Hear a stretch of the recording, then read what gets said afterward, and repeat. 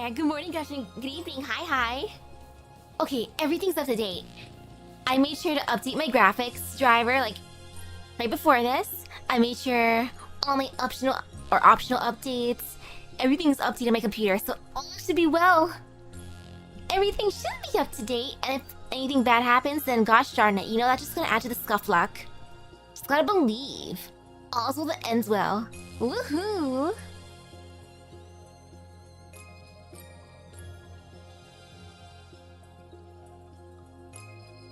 I wonder how early in 2026. Well, it's gonna be fun when it comes out next year. And wait, I gotta sneeze real quick.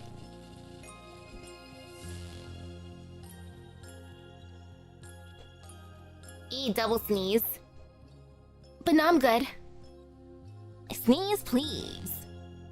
Oh man, though, I wonder how this story's gonna end. Will it be Mysterious Lady or our mysterious author telling the story ending this time? And it's gonna be fine. I'm gonna believe in the sisters. Like, the sisters seem to have better relationships than the brothers.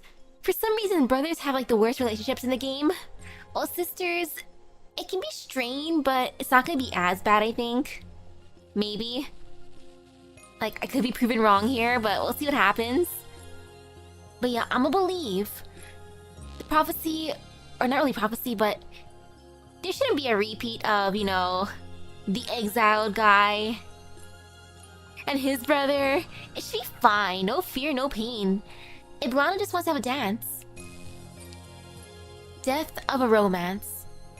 This is just a story, not a map of our future. There's no need to cry, love Shinny. This is fine. It's just a death of a romance, not a death of, like, someone else. Just a romance. Where did you leave off? Ah, yes. On the eve of Samhain, while the sun still hung in the sky, Samhain nights bind life with death. There is no more superstition, or perhaps you could say as long transcended superstition. Tehran legends speak of countless great deeds and tragedies occurring in this very night, and such tales often put the date front and center. So long as innumerable legends coincide in that day, and so long as the Tehran still remember, if only vaguely, to celebrate the harvest and light up fires in that day, it will never be a simple change of season. In itself is a perfect footnote to add to any myth. Oh, and another thing, I don't suppose you'd mind if I gave the characters more fitting names, yes? More fitting names? The sun is leaning westward. Have we yet to figure out how to go from this final confrontation? How to go about this final confrontation?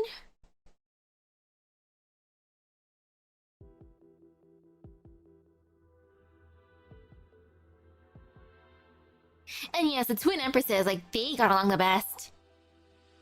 They got along well, fought side by side, and became twin empresses together, which is cute. Yeah, Teresa and Teresa's, it was just unfortunate circumstances for that. For them. So, like, they still cared for each other. Loshini, why are you hiding in your room at dinner time again? Is Dad angry? No, but he will be soon. I'll be down soon. What's that on your desk? Nothing. The young red dragon tries to block her sister's line of sight with her body, but her effort is in vain. A small paper box sits on her desk, carefully lined with cotton. Inside lies a tiny foul beast, already dead but still harboring a faint lingering warmth. It seems to have broken its leg while alive. An unsuccessful splint fashioned from stiff paper now lies in pieces around it, accompanied by a few grains of wheat. This is the foul beast that sang at my window every morning. I don't know what happened to it, but I wanted to save it, and I beg you, sister. Tell Dad I'm only feeling ill. I'll be in time for dinner tomorrow. I'll bury it in the courtyard tonight. So you're giving up? It's already dead. Is that so? Purple flames slip past the foul beast's feathers into its already cold body. The two watch as it slowly stands up, its broken legs stiffly propping itself up on the cotton. Alright, would you like it to fly or to sing a song for you? No, this isn't right. Not like this. Then why didn't you use your own flames on it while it was still alive? Your Falbies could have lived a much longer life. You do realize you aren't limited to how the mediocre masses do things, don't you? But Mom told me to swallow my flames, hide them away, and never let them be seen. Oh no! Conceal, don't fail, don't let them know.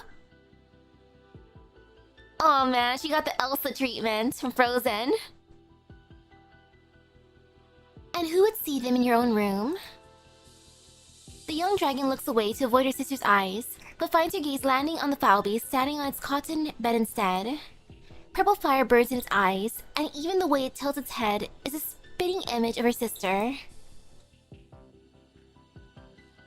Or do we perhaps still harbor unrealistic fantasies for how this could end?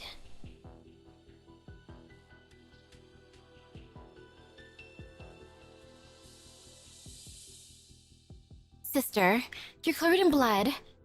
Were you injured? Most of it isn't mine. The Duke's spy bled profusely. I'll replace your bandages. Where's the Earl of Warwick? He has work to do. Yes, so he says. And as always, you take him at his word. He even allowed the spy to discuss poetry with you while he works. I thought I'd be keeping Mum about our origins, as well as anything related to the Earl's vision. Everyone in this matter knows you never say a word more than necessary. That has never been something the Earl would bother to check. That's right. Had we let the spy escape, the Earl would still inevitably find a way to silence him in the dark, and we simply find ourselves bound by yet another chain called caution. I'm sorry, There's no need for you to apologize. Apologies have never changed a thing.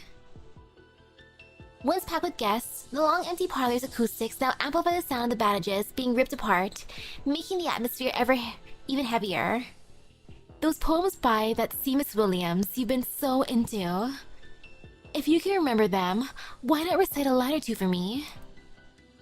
The noble red dragon racks her brains for a verse that would not rouse her sister's rage. Perhaps something related to Tara, brave warriors, or even ancient legends.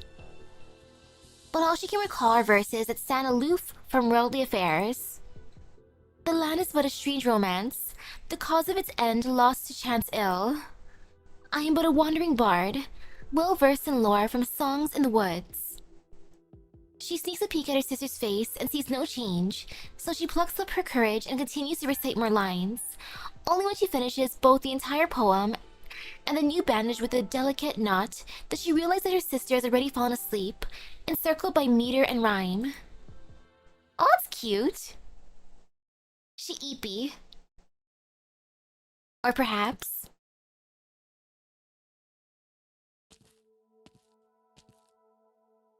Sister. Hey, hello, hello. Ah, Loshini.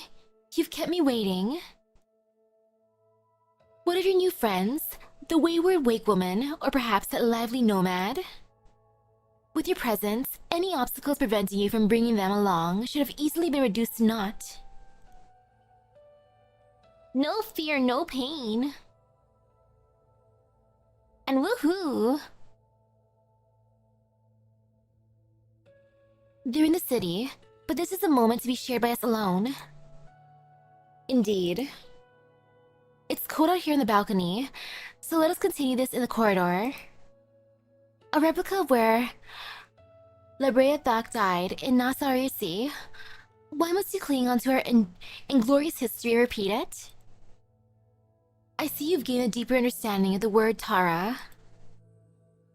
But if history does not repeat itself, then how can we speak of breaking a cycle? Hey, hello, hello.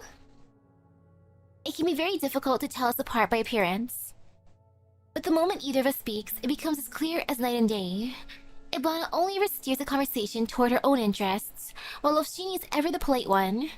She gets to the bottom of this and find an ending.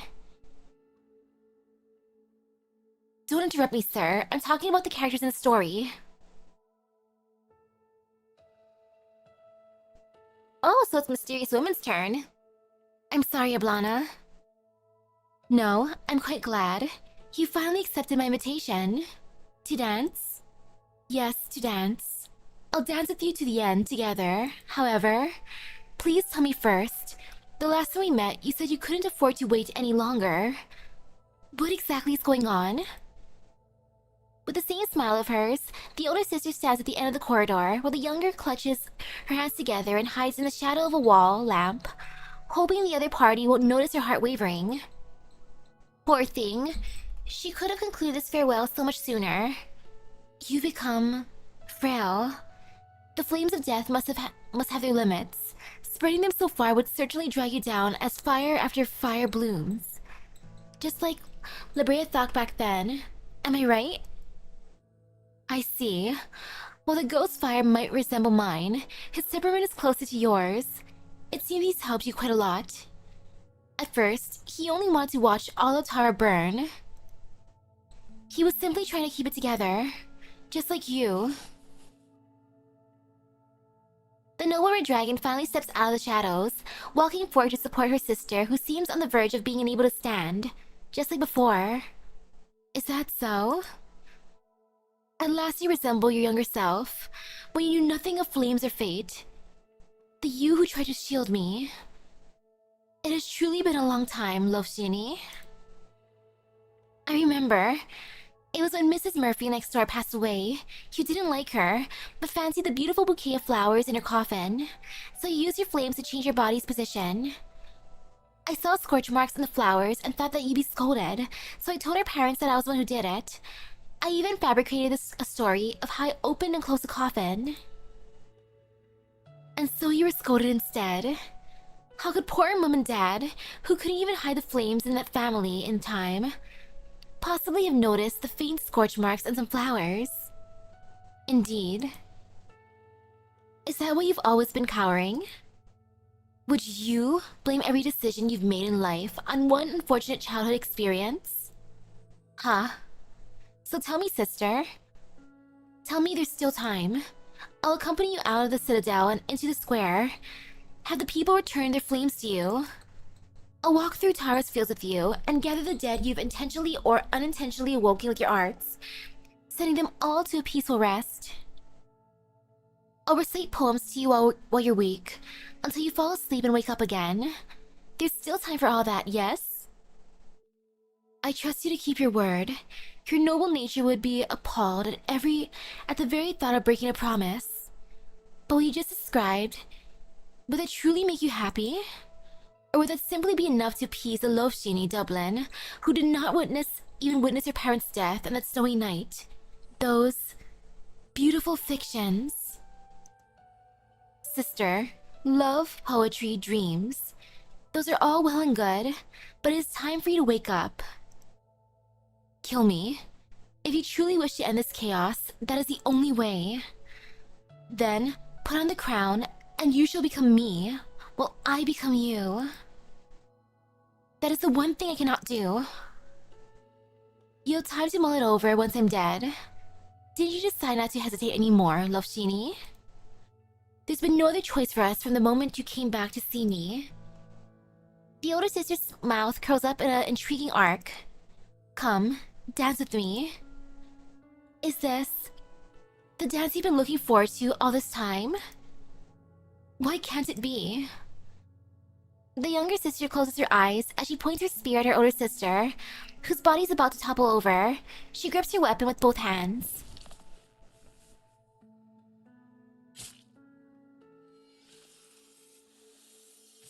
The sharp spear tip pierces the red dragon's body, but she stands unmoved, as if nothing happened at all, until her younger sister's hand circles her waist, and her body slowly crumples, just like the end of a dance.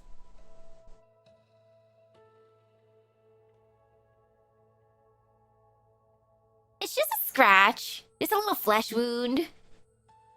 Yes, I know. I should have known long ago. But why? Why must it be now? Then when? Don't tell me you prefer to stab my heart on a fine afternoon after meticulously dissecting every nuance of right and wrong with me. You return to me, and we dance this dance together. That's enough. I only thought, if my sorrow and hatred were thrown into a suitable flame, they'd eventually become the fuel for life to go on. sorrow and hatred, so you admit it, Lofshini. Your noble virtues have only hurt you in the end. Where's your fire, sister? I can't put out your flames just like that.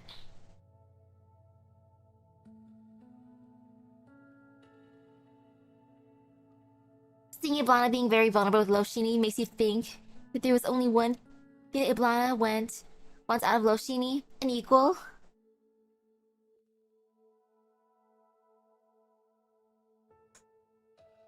Huh? You mean the people in the city?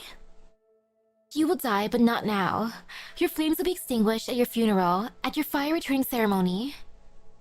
But still, you ought to be dispelling death with scorching flames, rather than holding the hand of the dead and confessing your own inner turmoil, your own regrets. Otherwise, you will only ever be as you are now, letting go of your chance to save everything, your final chance.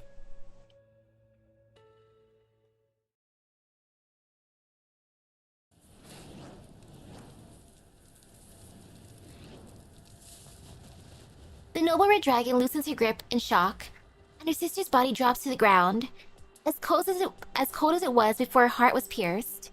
It is not blood but purple fire that roars from the wound spanning her entire torso. It instantly floods the balcony and flows down the citadel.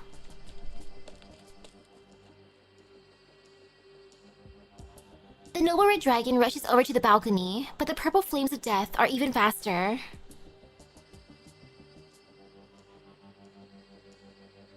Before her own flames can emit even the tiniest spark of light, the purple fire spreads across the city, bringing the whole of Nasarirsi. The last time she looked out from this very spot, the flames were scattered like stars in the sky. When she had returned earlier that day, they coated the whole city with a cold and gloomy hue. And now, Nasarirsi itself burns fiercely, just like every other restless corpse she has seen.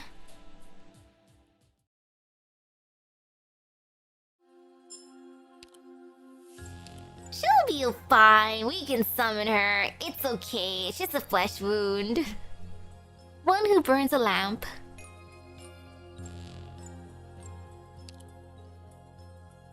Nah. She's gonna come back. She's just taking a little nap. She's overworked is all. She's like, I need a vacation.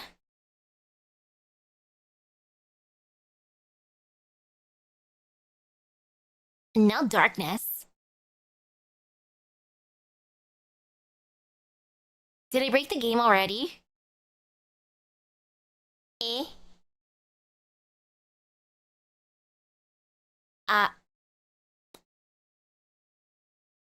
Click. Oi. Okay, I'm gonna restart it. Sheesh. All fear, all pain. Okay, let me just...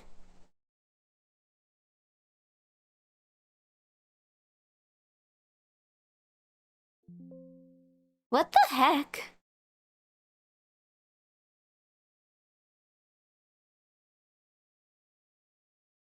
This is gonna be the birth of an ageless. She's just taking her little nap. She's just a bit eepy is all. And okay, loading the game back up. Look at me gathering scuff luck for whoever I pull for next.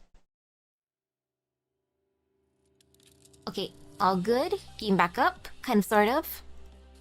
Start, please. Ta-da! Thank you, Mia.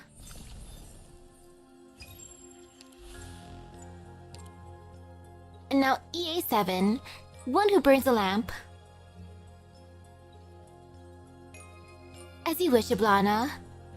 Metals can grow into thickets, and units deployed upon them can take continuous arts damage. Okay. That's gonna be fun. Wait a second, no, I'm gonna bring myself, just myself. That way I can auto. Cause the event ends tonight, so I might as well auto afterwards. How far is County Hillock? Far. My sister must have known. Only the elocutionist and his band of idiots would consider this plan flawless. Then why are you still following me? Oh, believe me, if it were up to me, I'd be taking a nap in camp right about now. Why didn't my sister stop me? I don't know. Maybe she has high hopes for you. No, that's impossible. She's never looked at me like that. When I agreed to be your shadow, she... Please, Harmony, tell her I don't want to do this. That you don't want to go to County Hillock? Mm-hmm. And if she's in a good mood, could you also tell her that, from now on, I'll... No, never mind. Fine. Can't try to pass it along, I suppose. Although it's not easy avoiding the elocutionist's eyes and ears. Thank you. You should go. Before she gets bored.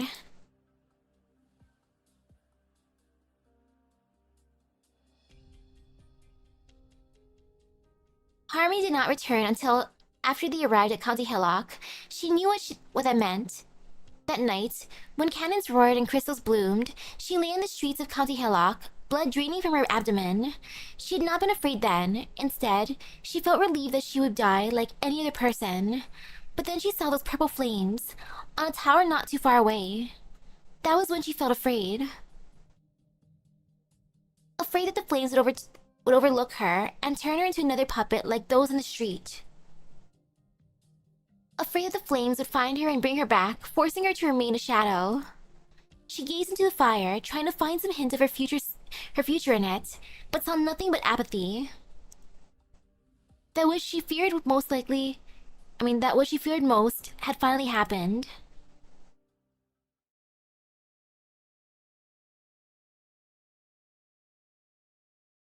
The dead dragon lies on the ground.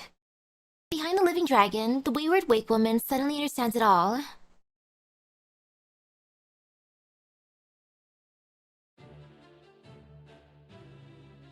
She deceived you. No, she didn't deceive anyone. She set this all up, knowing that you would never allow the entire city to die with her. She baited you into piercing her vessel, freeing her from her bonds and allowing the purple fire to spread, burning us all to ashes on the eve of Samhain. Why would you take such a risk for a festival that she never cared about? I'm affected by the purple flames too. I can feel the flames of death burning in my chest, colder than ever. So cold, I'm growing number by the minute. It doesn't matter whether she's seeking dominion over Alatara, or if she's simply gone mad and wants the city to die with her. It's neither. Tara already belongs to her. And she was very much lucid. She... Nemos, is your body still there? I'll go check.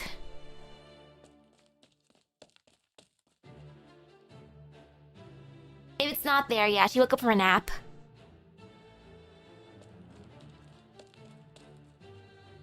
The wayward wake woman's brow is furrowed. Perhaps she's never felt such malice in all of her life, and as such has never harbored such resolve. Her body is... The sound of burning drowns out her answer. Whatever she's trying to do, Nasarursi is not fully gone. The fire returning ceremony can still go on. It must go on. I'm well aware. I'll inform the citizens that the wicked red dragon they worshipped is dead. What about Bridget? I've asked her to leave the city and find the Wakemen. And how are you gonna tell the people that Ablana is dead? With the coffin.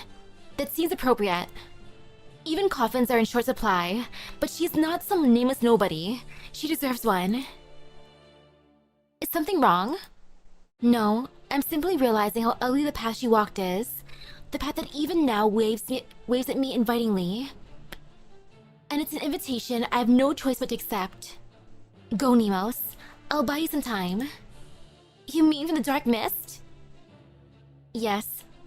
If it wants to be part of the Samhain festivities, I will keep it at bay. I can hardly wait to ask the mist how to return the red dragon's flame to darkness.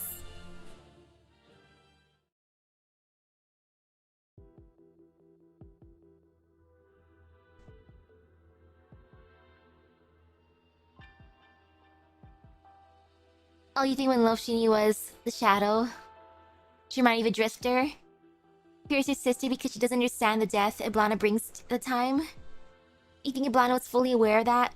Hence why you think she was patient to let Love Shini do what she pleases? Like, that would make sense.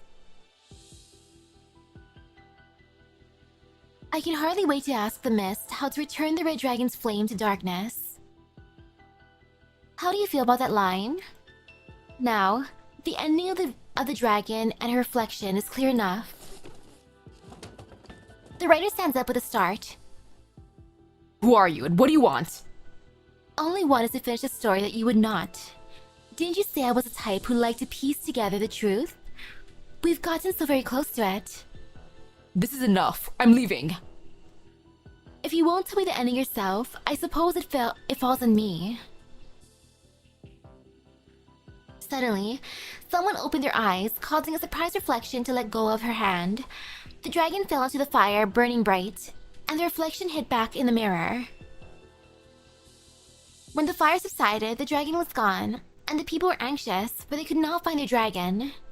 The reflection wanted to explain, find a way to bring the dragon back. Without the dragon, though, she could no longer leave the mirror. What do you think? You've been glancing over there at the newspapers, but not everything reported is a fact. The writer looks toward the door. He tries to imagine himself running out of the tavern, but it's such a preposterous proposition that he almost laughs out loud. If not everything reported is a fact, then he finally knows who this woman is and why she is here. He also knows that there is no escape, but there is something else he realizes. Perhaps this is his chance to truly find the ending he had hoped for. No matter who she is, as long as the story continues, they are equals. He feels his spirit return. Okay, I don't care who you are or why you're here. But it's no way to tell story. You haven't given an ending, all you did was extended ending, less story. But I have to know, did you really see a red dragon kill another?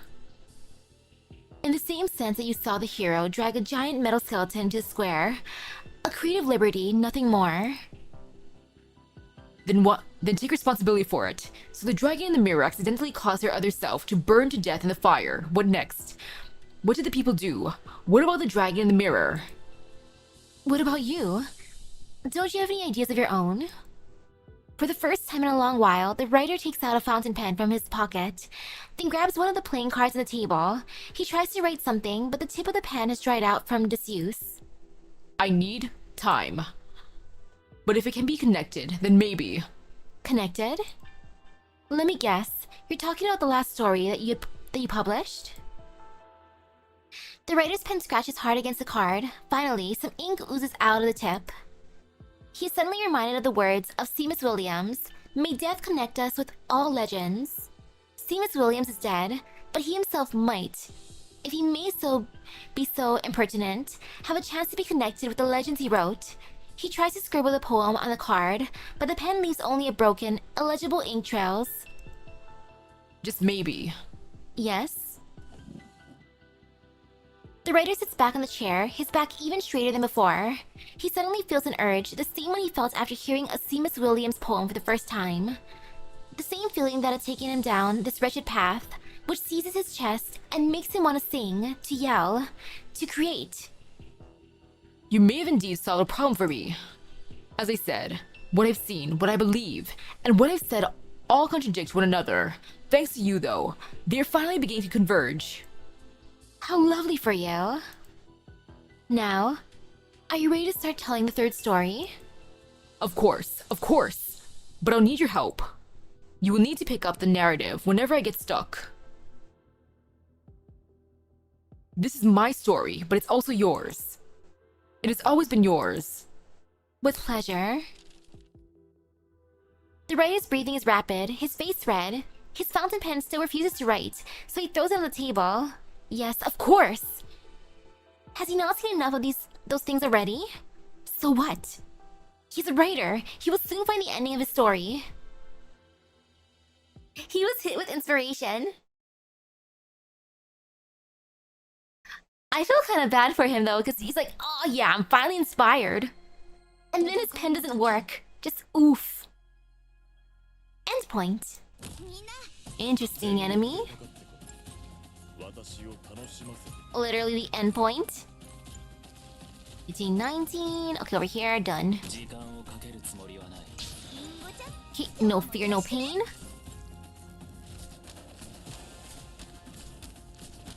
This should be fine, in theory.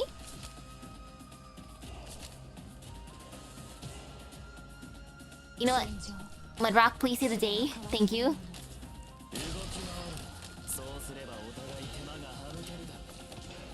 Okay, setting up my playing field. Oh gosh, are they mainly gonna come on that side? Or this side? Because depending, I might have to just...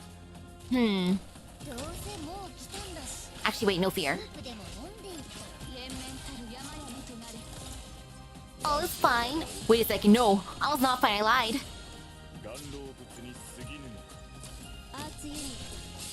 But now they're recovering from this. Oh man, sorry brother you. You're just here to suffer for a bit.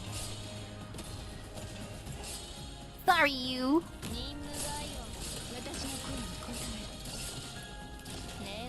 Okay, setting things up nicely.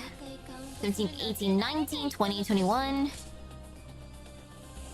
Yeah, over here. I should bring out a healer soon. Healer's good.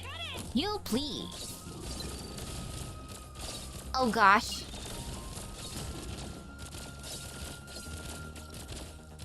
I wonder if they can add any more funny notes. Because those are like the best part. They were just too silly.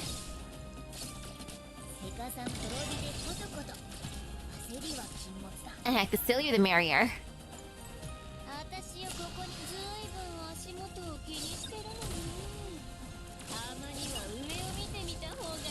And okay, this is fine.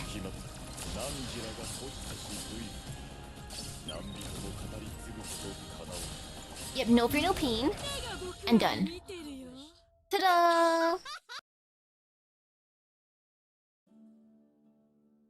Phew! There was a mother who once ruled a kingdom until her crown and her family were taken by her foes. Ooh. The mother had a powerful daughter who then made a pact with the dark mist in the dark woods to drive out their foes. The daughter reclaimed the kingdom for her mother. So this is how the mist was born. To the dark mist. The mother was to host a grand coronation for her daughter, but the daughter died mysteriously right before the event. Oof. Tremendous woe and then rage engulfed the mother. Her zeal to avenge her daughter was so fierce that the entire kingdom was scorched by her vengeful fire. Until that fury disturbed the dark mist, who had just returned to its resting peace. Wow. The dark mist demanded that the mother cease, or she would be dragged into the darkness. But in her grief, the mother... I feel bad for the mother. Aw, man. Was the one who had taken her daughter. A desperate battle was then inevitable. The mother determined to risk her life.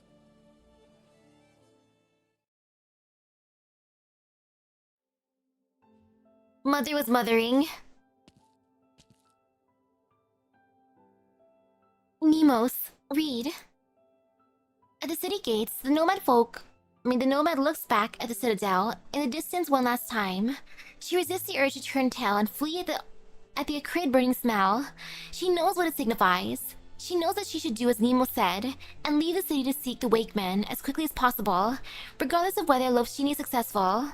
But despite that urgency, in Nemo's voice, she did not sound like she believed things would take a turn for the better, nor did she believe that Bridget could convince the Wakeman to come. Bridget could smell the same burning smell coming from Nemo's. It reminded her of the obsessions that only the dead could have. The obsessions only the dead could have. Oh man. I wonder if that's like the same obsessions like how I have a gotcha. What are you waiting for, Death? Are you just waiting for it to pat you on the back so you can have a nice little race together? Who is that? Oh, I forgot you could hear me. I can hear you. I can even sense your presence, but I can't see you. Leave the city, outsider. You're an outsider too, by the sound of it. Naturally, consider advice from one outsider to another. Live, Bridget. Nothing is more important than being alive. The city will be dead by sunrise tomorrow. Listen to Nemos. Find your kinsmen, run as far as you can, and never look back. You're right, I should go. But I will be back. Back? Ha! Stubbornness and stupidity really are hereditary. You're going to come back after she tried so hard to get you out of here. So you also think it was just an excuse to keep me safe? What else could it be? You really think you can sway those wood brains? Maybe if you wanted for spring. Maybe if you waited for spring, one of their brains would sprout and they might come with you to the dark woods. I don't like the way you talk, invisible brother. What did you call me? Brother? You've burnt stench, but other than that, you remind me of nomads. No clue how you relate to us, but it feels right. Ha ha. Ha ha ha ha. Let's make a bet then, Bridget. A bet? On whether you'll be back tonight before Nassau is burned to the ground. I say it's impossible. That's not what you really want to bet on. Oh yeah? Then tell me. What I'm really thinking. You just want to prove that you're right. That nothing is more important than being alive. You think I'll choose survival in the end. But whatever, you're on. Well, what are you waiting for then? It just doesn't feel fair. If you win, I'll live the rest of my life in regret. But if I win, it doesn't really matter to a bystander like you. So how about this? If I win, you go back to where you came from. And where do you think I should go back to? No idea, but not here. This isn't your home. You sound like you've been betrayed by the city folk here before, but you still can't bring yourself to hurt them.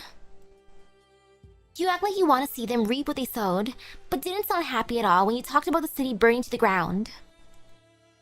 Honestly, you're the most struggling person I've ever met, and... Enough.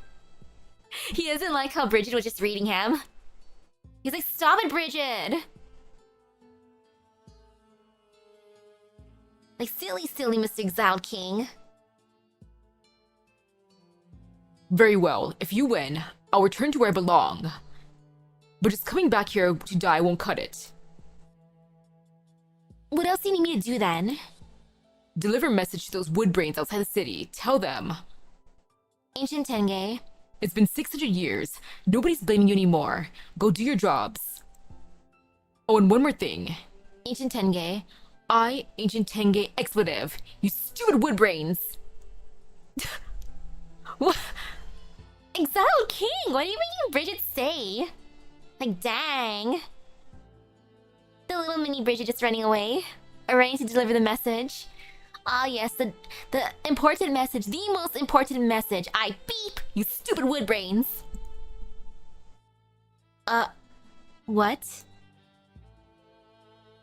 Pass it on to those fools verbatim, especially the filthier bits. Did you get all that? Need me to repeat myself? No. The elders sometimes speak that language, so I understand it more or less. Then go. What are you waiting for?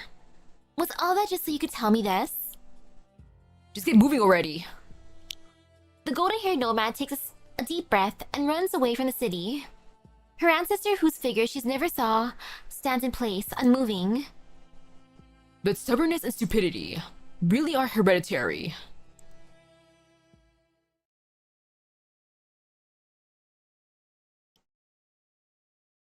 Like, what is he saying about himself if they're kind of related? It's like, dang, she's so stupid and stubborn. She just like me, for real, for real? Nemos turns to leave, while Oshini looks towards the dark woods. The sun is set beneath the horizon. Curfew is about to begin. In the distance, she sees a dark mist spreading from the forest towards Nassau, thicker than ever.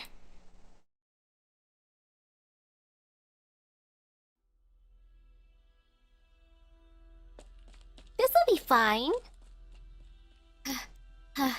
Made it in time. She raises her spear towards the mist outside, lighting a bright yellow spark in the city of purple.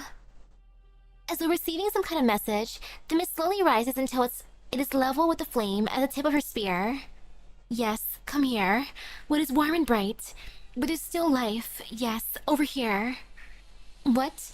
You want to pretend I don't exist again? I won't let you. This light will never go out, not until true darkness falls.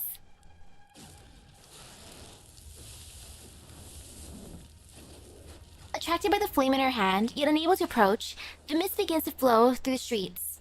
Soon it returns, but this time, her flame can neither draw or repel it. There's a cacophony within the mist. She feels as though everything has gone dark all of a sudden. The dark mist has come. Is this your answer? Yes, this is my answer. It is incomplete. It needs time. Time is your enemy, not your friend. We'll see about that. The deathly fires have not yet completely transformed the people into the walking dead. They're still alive. There is still time to return the flames. And you're not going anywhere until Nemo's awakens them. Ridiculous. Ridiculous? Maybe. Maybe my strength, my wisdom, and my arts are all so insignificant to you that it seems ridiculous. But I have my resolve.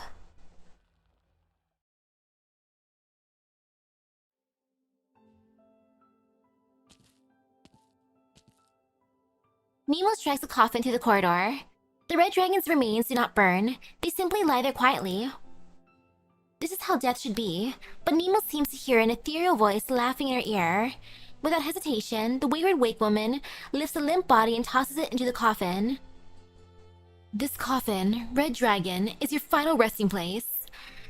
It's where those like you belong. So where are you now? Are you still watching us from somewhere with that twisted smile of yours? But this vessel, at least, is beyond your reach. Otherwise, you'd have burned me to ash by now. And the spear, which never left your side, how many times have you breathed your flames from it? And how many others like Kulan have been your victims? You don't even know the answer, do you? With great effort, Nemos lifts the spear and thrusts it into the coffin. I'm just imagining her just like, yeah, casually tossing the body into the coffin, not even nicely. Heck, even the spear, she's just like, eh. Well, you're in the coffin now. That's it.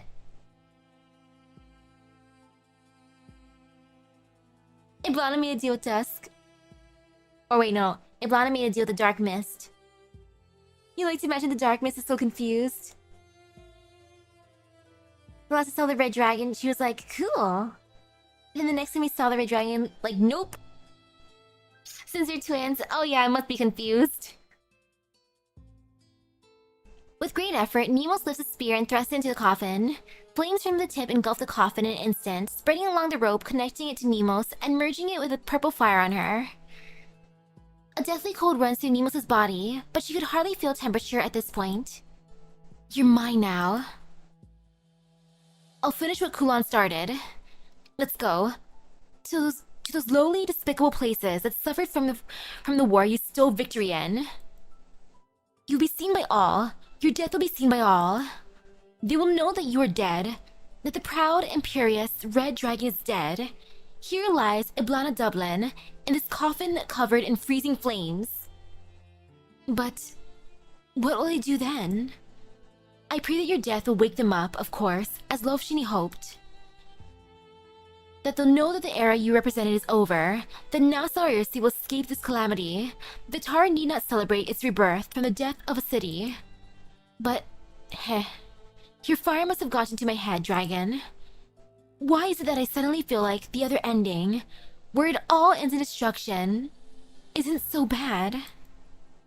Someone else may have killed you, but this is my revenge.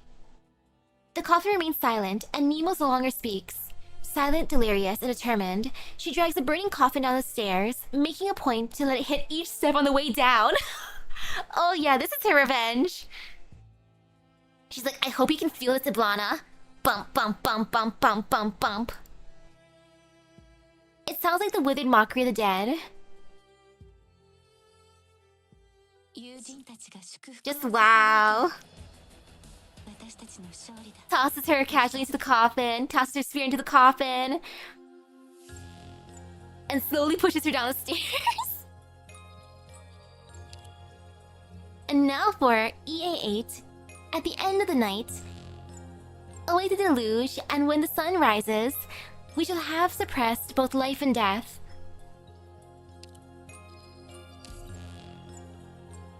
Oh, that is too funny. I wonder if Iblana's like trying to hold back laughter. It's like, dang, look at Nemos being so petty. Teehee. Nemo strikes the coffin out of the citadel. Not a single soul is in the square with a statue. Curfew's begun, but she drags the red dragon's coffin over as the draconic flames burn within her own body. Wherever she goes, the darkness retreats. Once she moves on, it reoccupies the space. Ha, Kulan. I envy you. No one could have slept through you dragging that colossal statue, forcing them to come out to see what's going on. But what about me, Kulan? What am I supposed to do? Do I have to keep shouting, "The red dragon is dead"? As they walk down the street? She lifts her head to meet the statue's eyes. The violet flames dancing within its pupils do not answer. She recalls a song she sung for the dead with the Wakemen all those years ago. Those from the city would also join in, if only for the first few lines. I hope you all remember the ancient ballads, Terrans. So we're dragon. Which song should I sing to announce your death? How about the blasphemous Tim Finn's Wake? Would you enjoy a funeral where people get into fights, splash whiskey on your corpse, and then you wake up after smelling the alcohol? Forget it. No one wants you coming back to life. Except for me. She casually sings another song that pops into her mind. The black clouds shroud the Martian vales and dells. The cold wind shrieks through the mountain and hills. At crack of dawn, I see a traveler who asks me the way to the golden field. The wayward woman sings with a hoarse voice, dragging the burning coffin towards every inhabited part of the city she's familiar with. She stops at every house, making sure that the purple flames reflect in their windows, that the elegy is heard inside. The more she sings, the more intimately the flames envelop her body, overwhelming her sluggish senses and making every step feel like torturous labor. But it also lets her hear even the smallest snippets of speech from every window. Tehran language classes, Kieran. That can't possibly be free, right?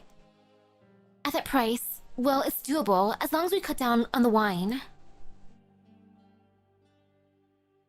Bloody hell, Kieran. If I helped you more back then, could you have escaped the Victorians? Damn dark mist. If the red dragon won't drive it away, I'll do it myself. The black clouds shroud the Martian vales. The cold wind shrieks through the mountain and hills. At crack of dawn, I see a traveler who asks me the way to the golden field. Who is that, Nemos? What's she up to singing in the middle of the night? And what's that she's dragging that burns so bright?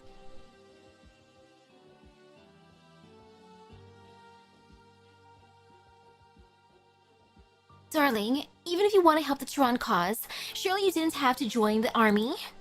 Fine, I'll wait for you to come home for the day that we win our freedom.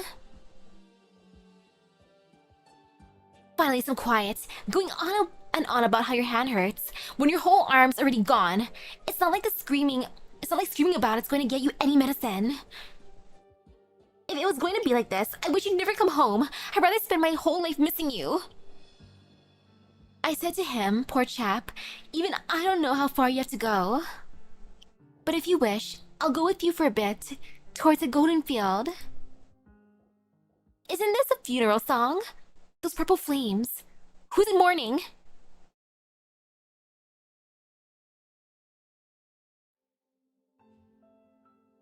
Ah, the alleyway. What? The enemies have entered the woods and are right outside the city? I can't sit back and do nothing, Nemos. Where's the army recruiting? I'll take my weapons and go.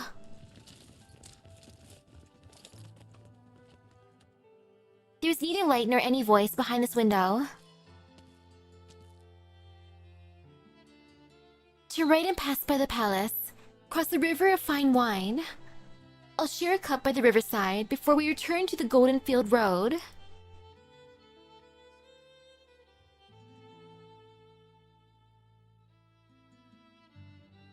Miss Nemos, will you be moving in with Mr. Kulan after the war's over?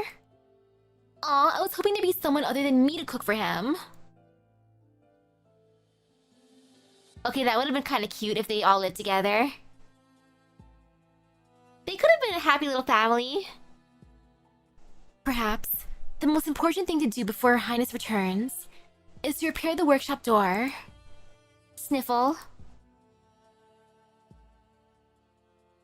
I hope you find that golden field and a home in flames you'll never yield.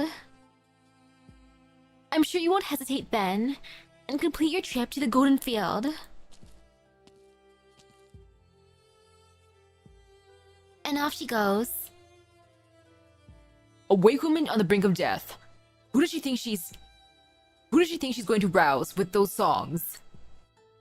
When she can't even wake herself up. But whatever happens, Bridget, oh silly child of my distant bloodline, don't come back. The city isn't worth your life. He's being so judgmental. Mr. Exiled King. Nemos walks toward the last street she's yet to visit. She has been through practically the entire city, and heard the simmering restlessness behind every door, but none of them have opened. The wayward wake woman gradually loses her grasp on her senses as her voice grows weaker. She has sung every song she knows, even the blasphemous Tim Finn's Wake from start to finish. Tim Finn's Wake, beautiful. And Ooey Beach Chante, nice. Hey, woohoo! She has only one song left. She did not want to sing it, but now she has no other choice. I stepped into the dark woods once more, calling to the mists of horror. I trod upon the road, heading out to war.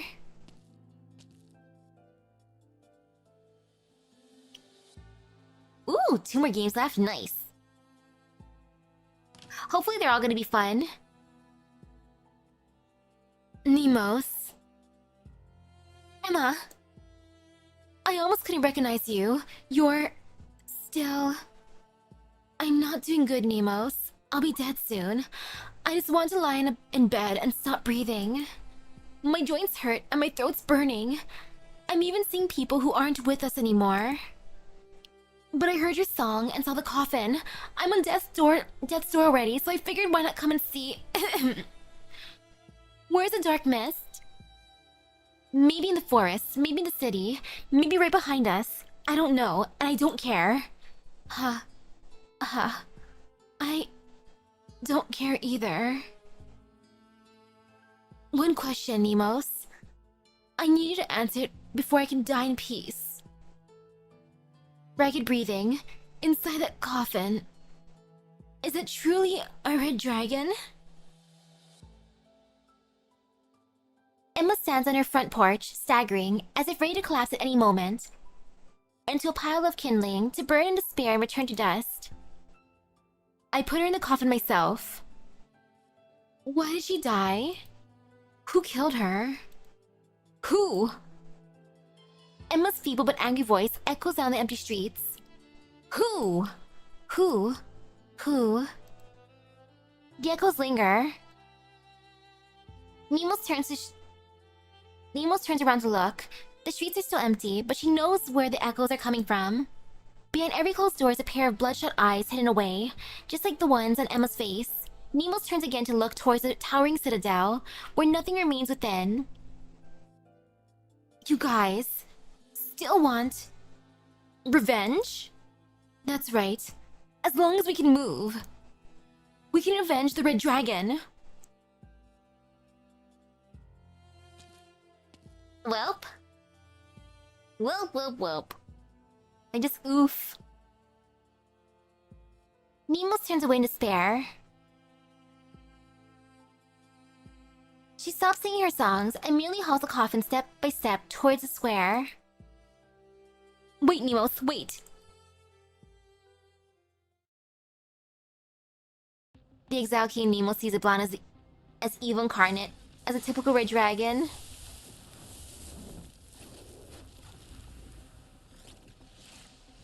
But now even if some of it was valid, Loshini sees beyond that.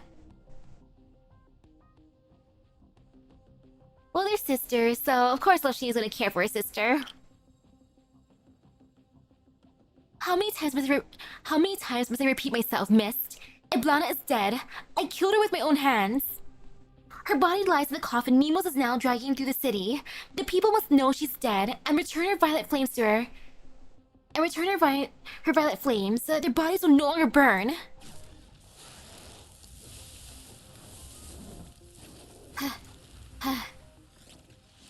Wishful thinking.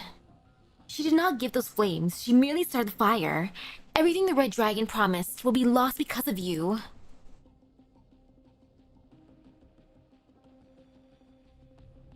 When has she ever cared about honoring her promises? But if it's all that matters to you... Loshini retreats step by step until there's no room for her to move any further.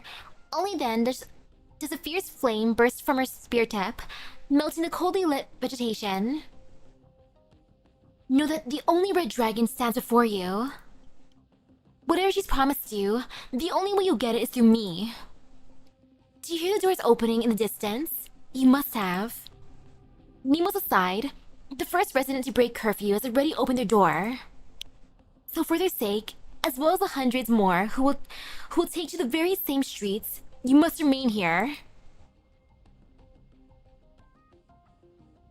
Before my answer to Nasarirsi is deemed a failure, before the people here are reduced to shambling corpses bent on tearing the dark mist apart, you have no right to take the lives of anyone trespassing in the dark. What arrogance! You call this arrogance? If Tara needs it, I can be far more arrogant than that. The Red Dragon speaks no more, and the flames of life burn brightly atop her spear. She steps forward with her back straight, no longer dodging the ice-cold branches, but allowing them to lace her body with bloody scratches. Ooh, am I gonna beat up the mist? That sounds fun. The juxtaposition of the giant statue with the two tiny figures makes them seem like ghosts. But somehow, Nemo's can also feel the presence of others besides Emma. In fact, they seem to have crowded the square, as if the whole city is here. They're all watching and listening, lit up by the strange purple glow from the originium lamps. No, it is more than a glow. Their bodies are burning purple. The one who killed the Red Dragon is...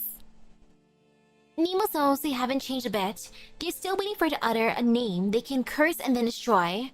Or maybe they'll even destroy themselves. Loshini? No one believed there was actually two Red Dragons. Who else then? Who else could possibly kill the dragon who seemed to toy with life and death? Before she can stop herself, she has a thought. Why not just say it was the Dark Mist or the Victorians? Revenge, indeed. Let these lunatics dash into the mist and die in the Red Dragon's name. Let them fulfill their desire for vengeance, and let this violent city die.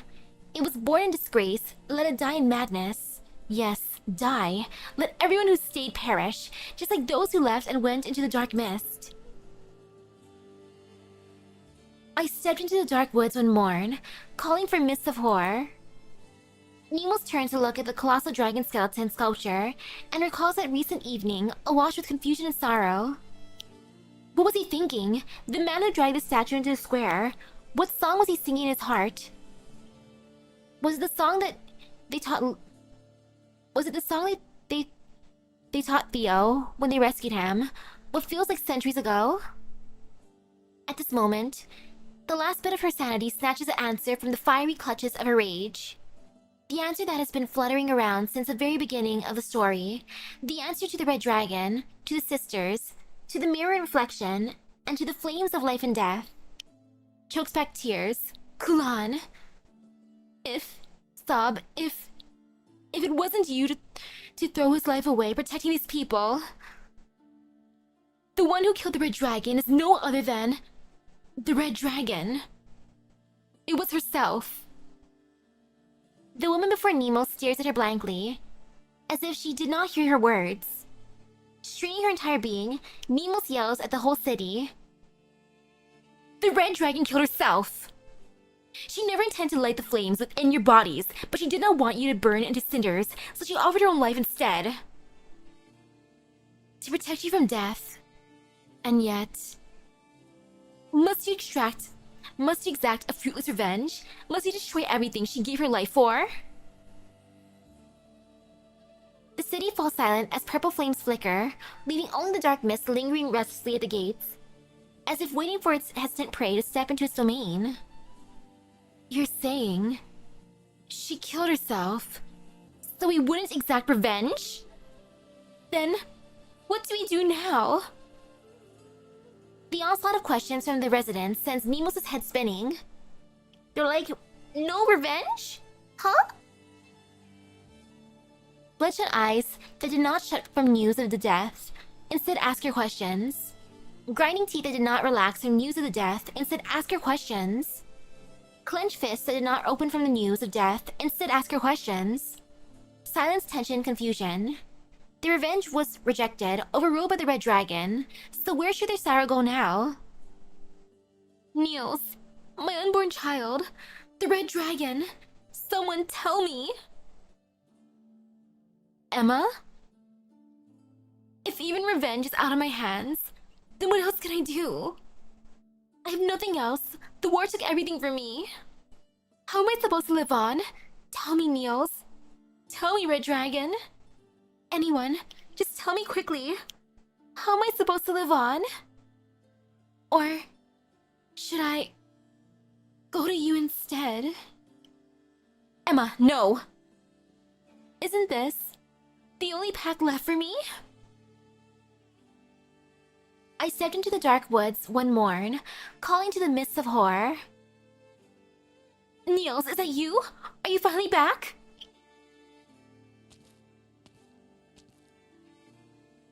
I trod upon the road, heading out to war. No pipes of singing, nor battle drums of roar. Only the bells behind me. Through dew and fog, their rings do soar. Stop singing! That song snatched Niels away from me. Why would you still sing that song, Nomad? Emma seems lost to madness until a soft voice sings the same tune, but with different lyrics. The night-blind laborer is led by a awake woman as they slowly walk into the square. Again through the dark woods. I said stop singing that! Wait, again? It may be presumptuous, but I tried writing a new verse to the song because I don't want our brave loved ones to just leave us, to never see us again, to be eternally lost in the mist, just like we are. Again, through the dark woods, parting the mists of horror. Our gallants dearly departed, my heart so sad and sore. And so in my dreams I go, lighting bonfires in the woods. Not to reunite, but to light the path you trod with fog and dew. Not to reunite, but to light the path you trod? A tear trickles from Emma's eyes, streaking across her sallow face. Return it. Return your flames and the blessing of the red dragon. Return the flames? If I return this blessing, this fire back to her, will it light up their path? Return it, and the wandering departed will also return to the flames and rest in peace. Look at Moran coming to save the day. Moran, the MVP from Love Shini's group. No, I don't want that. I just want to see him again. If you die as you are, you will only ever brush past each other in the fog again and again. Then, what should I do? Live on. He chose to walk into the mist so you wouldn't need to be lost within it as well. Return the fire to light his path, and then let the years pass. Let life begin anew, and when your hair is white and he learns his wish was fulfilled, only then will you meet again. The woman buries her face in her hands as she kneels on the ground, tears streaming down her fingers. Moran hands her a candle. The candle flame turns purple the moment she takes it between the sobs.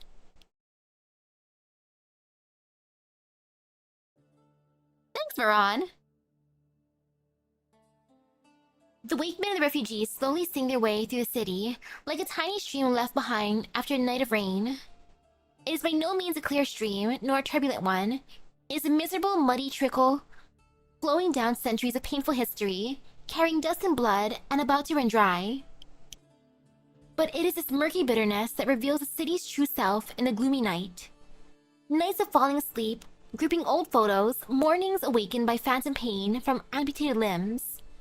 Now empty houses fell to ruin, while those fortunate enough to return home were greeted only by orphan dolls scattered across dusty floors.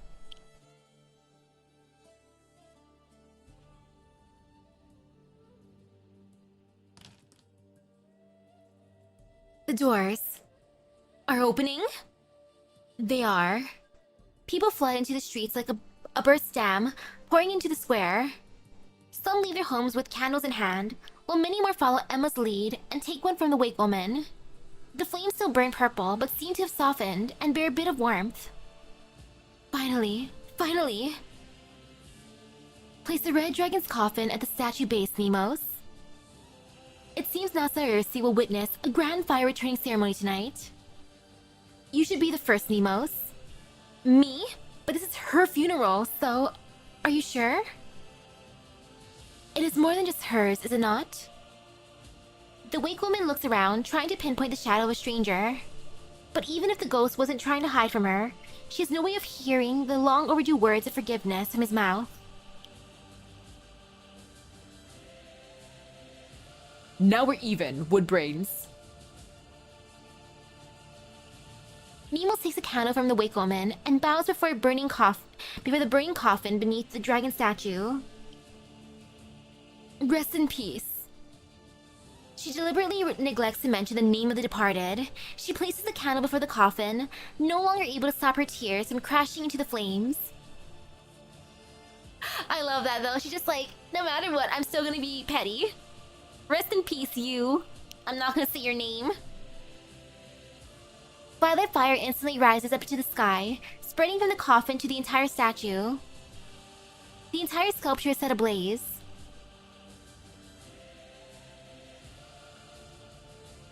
Ooh, pretty.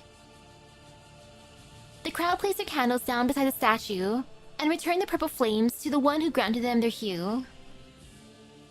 Some are silent and some call the Red Dragon's name, but many more chant the most precious things they had lost in the war. Tears fall like rain. The suppressed, the promised, the twisted, the excited. Tears wash away the flickering, hollow pageantry, revealing only the sorrow of lives crushed to bits. Crude, sharp, turbid, and stuck in their throats, only now does their sorrow manage to cry out. The rain of tears converges into the stream of songs, pulling around the statue as the raging blaze evaporates it all, until even the citadel behind the square is engulfed in flames.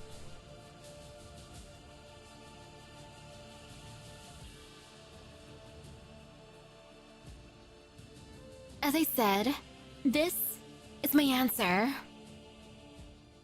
The mist does not reply, but after a long time, Loshini hears a deep sigh. You made this choice yourself.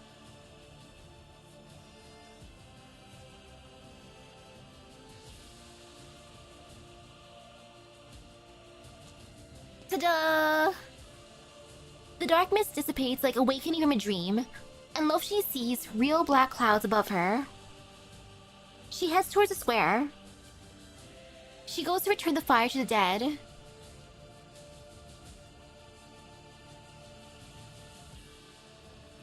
She walks the whole way from the city gate to the square. Every living resident is gathered before the burning statue. The soaring purple flames have already taken over one side of the citadel. No one is able to approach, so Loshini gets all the space she could want. It should work from here too. Iblana, may Tara never need your flames again. Ah yes, wake up! A small blossom of fire flies from Loshini's palm. She does not know if this conforms to funerary tradition. It is simply an act of instinct. The bright yellow flower flutters into the purple blaze. Loshini stands quietly, as the other fire returners have done. But the fire does not die out.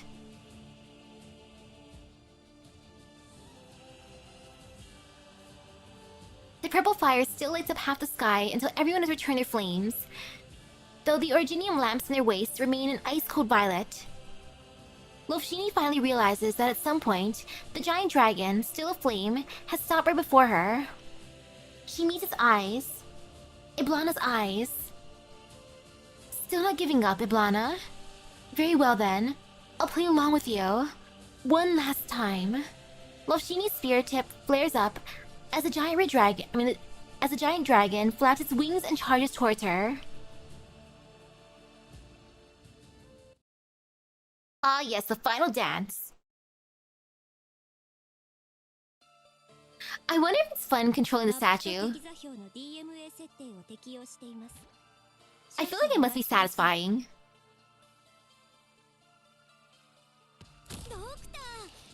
Let's see how I want to do this.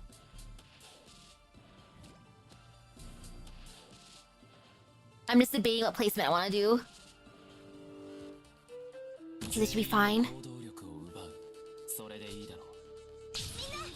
Okay, no fear. I should bring out a healer at some point, because that'd be smart. Imagine healing. Like, multiple healers would be good, actually. I'll start over here. Or actually... Yeah, over here seems fine. First healer.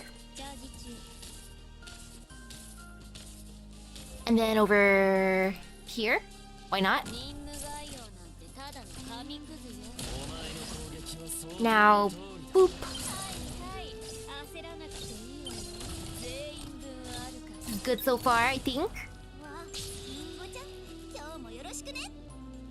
And then next healer.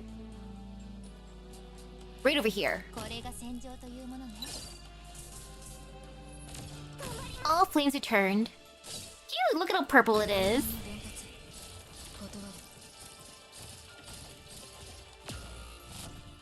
Okay, over here.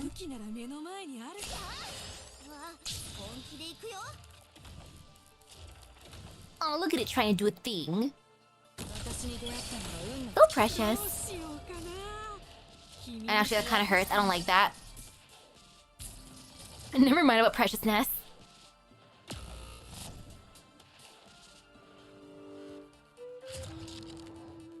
Ooh, okay, wait. How do I want to do this?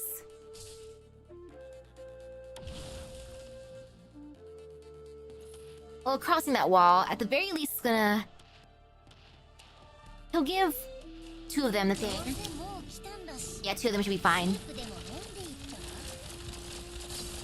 Like, yeah, this is how the Revenants must have felt like. Dang. How fun. Like, how exciting.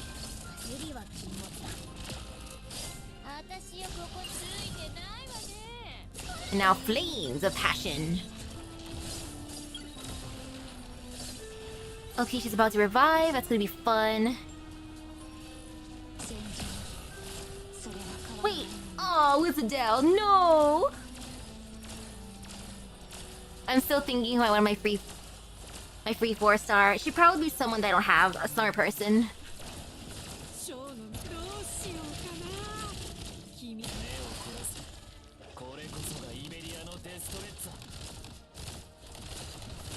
Slowly gonna go after Mudrock, huh?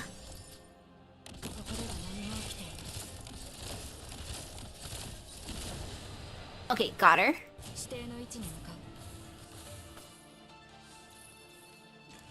Oof, the flames. Oh,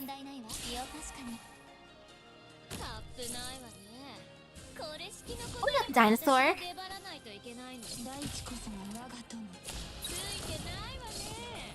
The dinosaur lady has a fun design.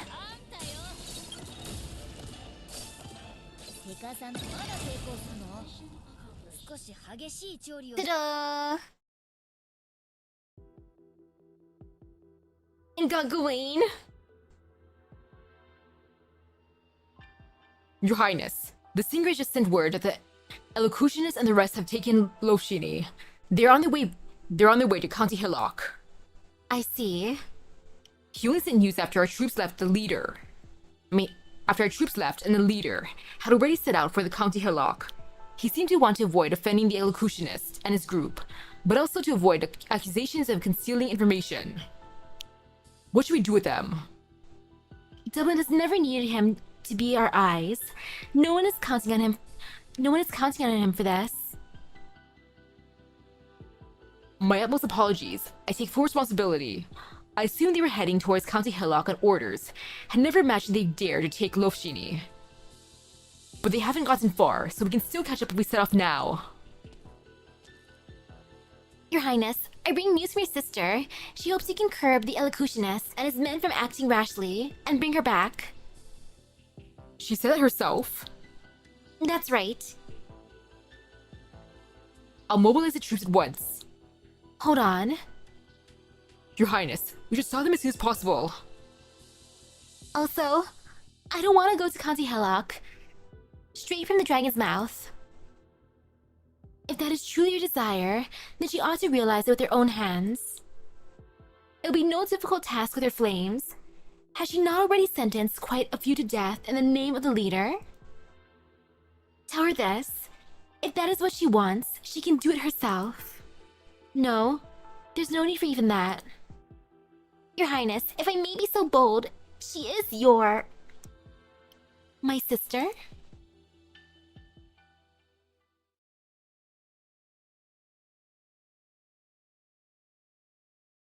The giant dragon flashes its steel wings, steering up the flaming vortex. But Lofshini does not waver. She stabs her spear firmly into its eye socket. Still unable to commit to killing me, Lofshini. Gradually, the dragon's voice overlaps with Iblana's, and eventually, even its body becomes hers. The scenery around them changes swiftly, just like the night in the ruins with Labriathak.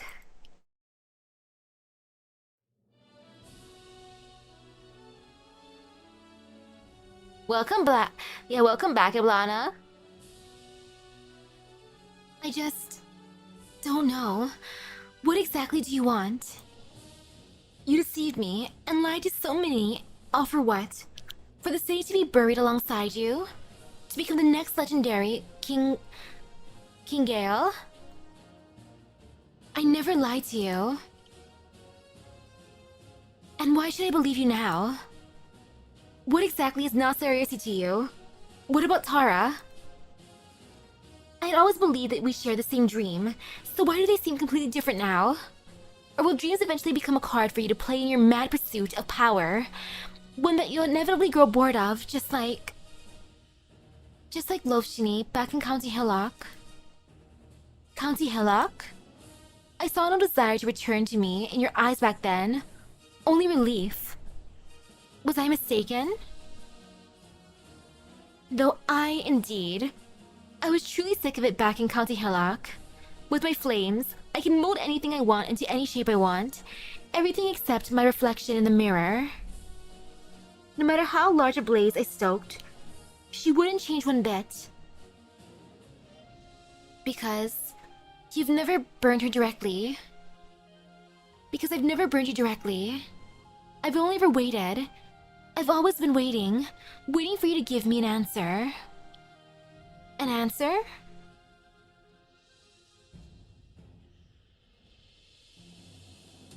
What about you, Lofshini? What do you want?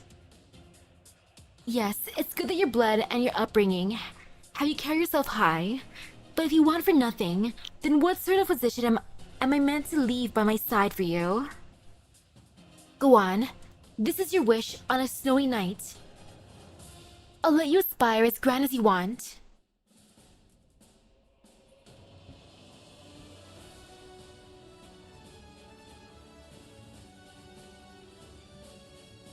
I feel like she just wants her sister to be more confident. Iblana's like, little sister, come on. I believe in you. True. You never used your flames on me, but only because you had other tools more suited for the task.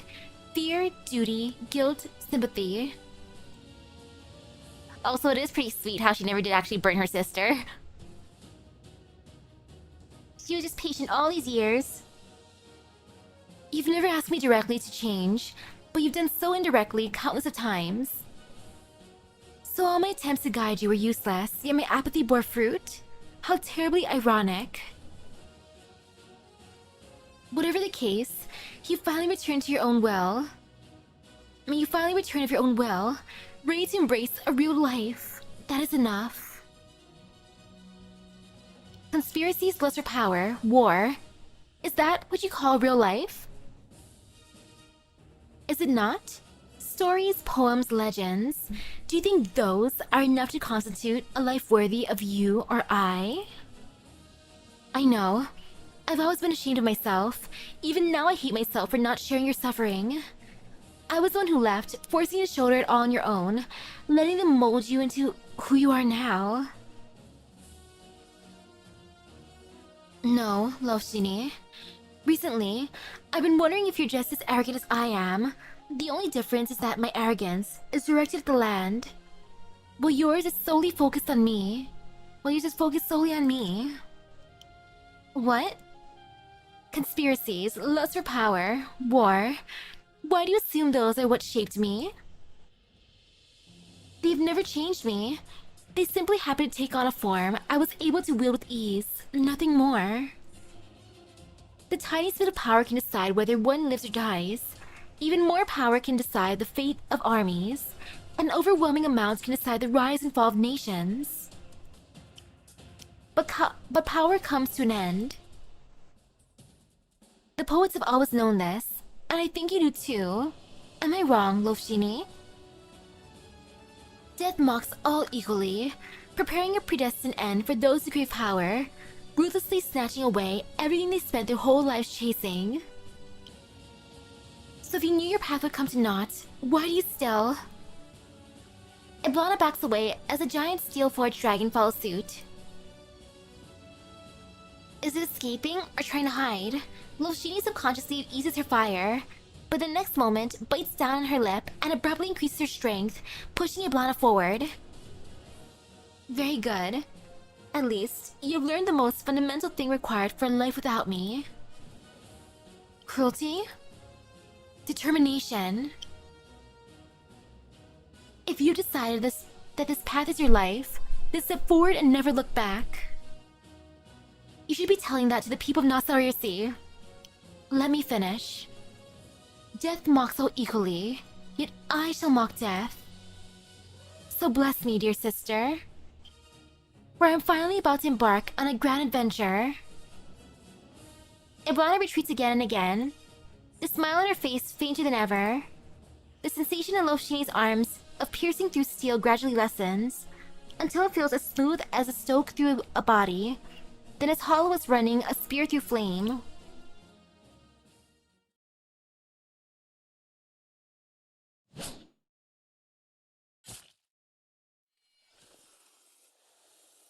Until an immense force like the final flash of a dying light erupts from her spear tip, pulling Loshini towards the other side.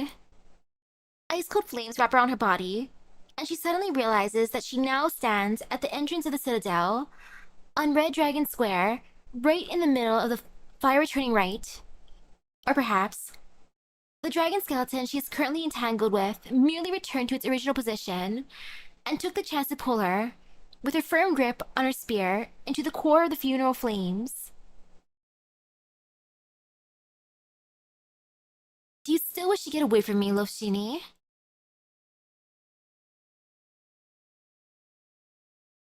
Light shoots out from Loshini's spear, brighter than ever.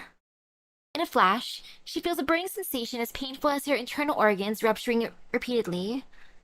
The flames of life burst and fade in the center of death, again and again, until her weapon can no longer stand her overloaded arts and burst aflame as well. The dragon's bones crash and collide with each other, like thousands of mouths singing their separate elegies. The flames slowly grow warmer as Iblana's figure gradually fades. Loshini's lips quiver, itching to say words of farewell.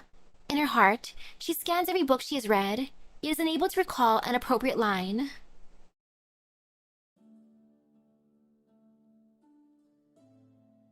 Before she dissipates, Iblana slowly cradles Loshini in an embrace. Farewell. To death, till death do us meet again. I hope you enjoy my parting gift. Parting... gift?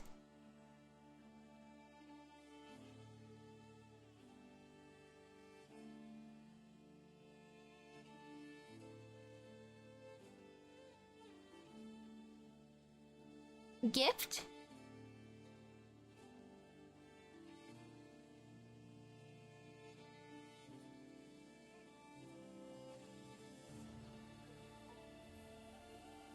The mourners in the square are completely oblivious to what is occurring within the flames. All they see is the fire growing taller and stronger, now covering the pedestal, the coffin, the dragon sculpture, the citadel, yet continue to descend. The flames distort the dragon's figure. They can no longer tell whether it is flapping its wings in flight, in a death match with some unseen foe, or crying out in anguish with its head run through. Everyone is silent, trying to identify its posture in the firelight. But all is in vain. Until Bridget cries out in surprise.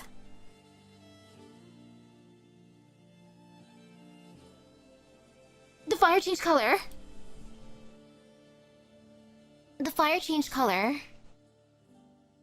A strong wind rising up from the ground turns the sky-seeing purple flames into a maelstrom. At the bottom where the coffin lies arises a small but scorching sun. The entire deep purple vortex seems to light up, emitting a shining yellow from the bottom to the top. Everyone near the bonfire backs away. The flames suddenly bear warmth, nearly burning them. The rising heat dissipates, evaporating even the stream of sorrow. Perhaps a miracle is about to occur. This is the only thought on anyone's mind. Like, ooh, pretty flame.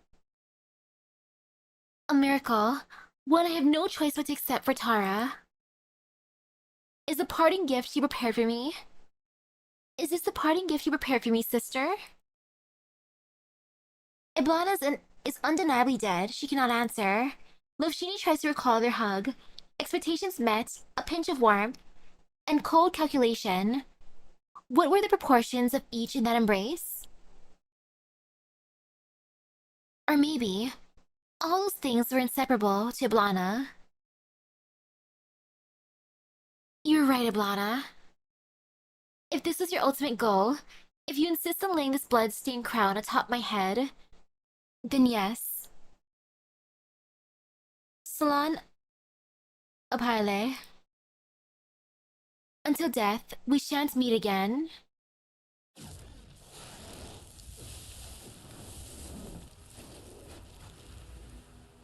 The flaming vortex exhales and dissipates. The red dragon, the one who led the Tyrans through the long night, steps forth from the statue's center, towards the entirety of Nasarisi. They're like, oh dang, she lives again. Her expression is blurred by flame, yet her figure is as solid as the ever-persistent life on the land. One step, then another. Her feet step over the coffin, still burning purple embers. There's no body within, only the familiar flame spewing a spear at the leader. The crowd holds their breath, and the square falls silent, as if they stand outside a hospital's delivery room. Or perhaps a cemetery after the last shovel of soil has been heaped into the grave. Only dancing flames remain without rest. I can forgive everything else you've done to me, Iblana, but not this parting gift. Never. From past to present, your name will sink into oblivion, alongside the countless names who built Tara.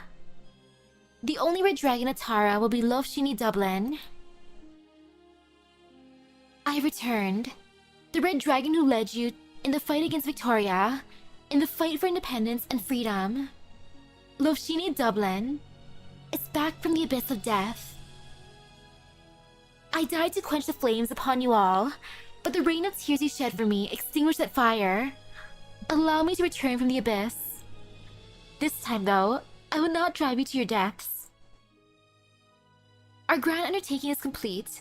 Never again will there be cause for countless Tyrants to offer up their lives and leave us only ruins and wailing. I pray with all my heart that every Tyran will be able to curb their own flame, flames that came from slavery, from oppression, from humiliation, from sorrow that never died out, not for thousands of years. I neither need nor expect you to forget. I only hope that you can do as our ancestors did, and let those flames become your lamp.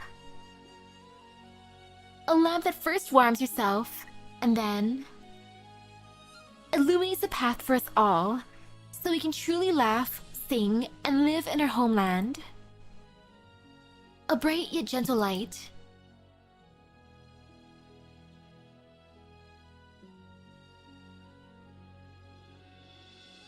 While the crowd is still mulling over her words, one of the residents suddenly cries out in pain.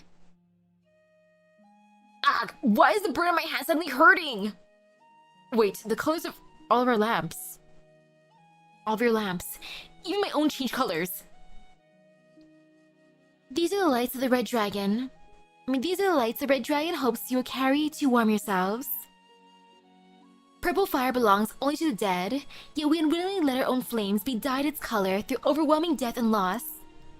But we mistook that fire for a blessing and allowed ourselves to be dragged towards the abyss. If the Red Dragon hadn't killed herself tonight, and we hadn't managed to return her flames, we could have all been dead by now, turned into walking corpses. To extinguish the flames of death and ourselves. You said that's why she killed herself. The sense of guilt that had crept up on Nemo's after the purple flames vanished leaves her unable to reply. She only nods slightly. Then she feels a sudden chill on her face. It was a drop of water. Nemo lifts her head and looks into the distant night sky. More look up as the damp raindrops pelt their faces, gently washing their tears away. It is raining.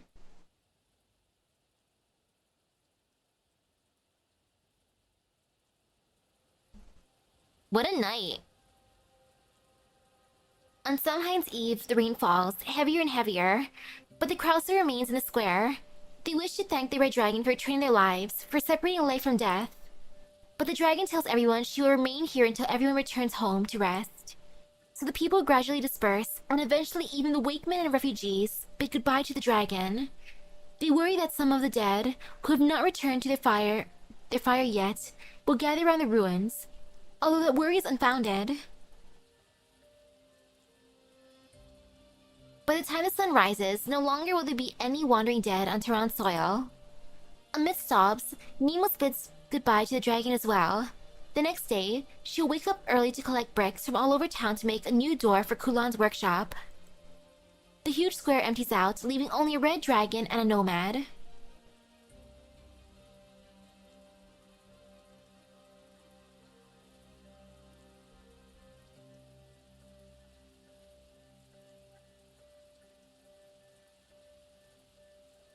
Yep, it would be Lo Sheen in the newspaper in that case.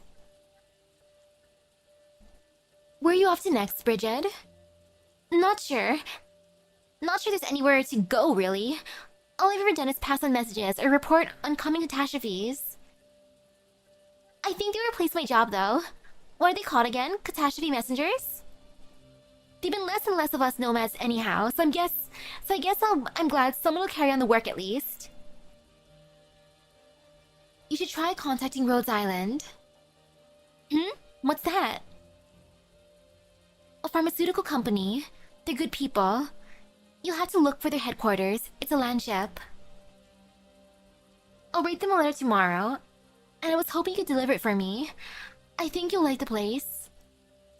But for tonight, you ought to rest inside the fort. We can't have you sleeping in a tent with all this rain. Let's head to the Citadel gates first. The two of them slowly make their way towards the Citadel. The downpour continues, and the fire in the sculpture is nearly extinguished.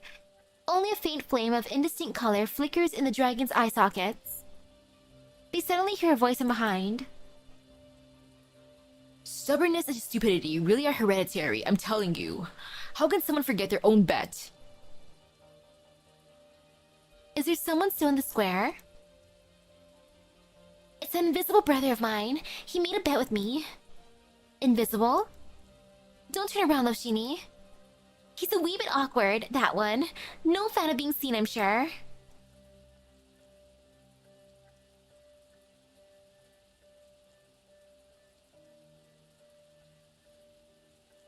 And there he goes. Ha. Looking at the flickering flame in the dragon's eyes, Labriathok recalls a time, centuries past, when Alil was still a lad with a cracking voice, while his own beard had just started to sprout.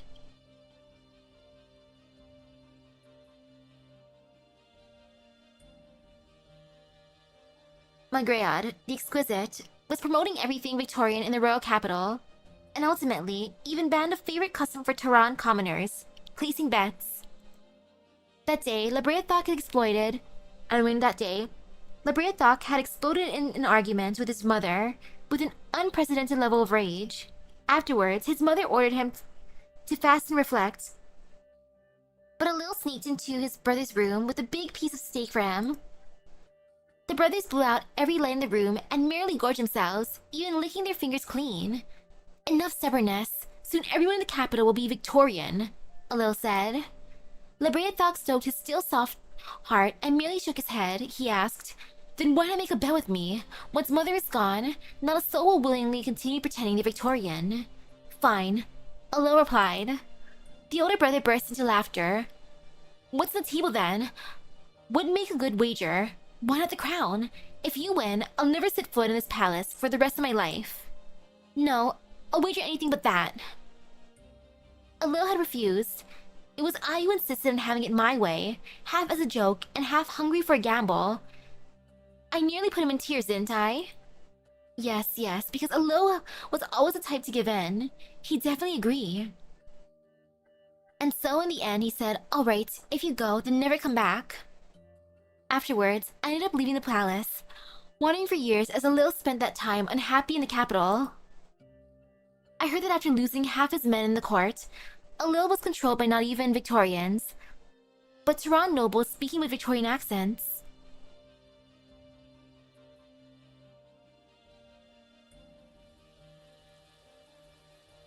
Well, You lost.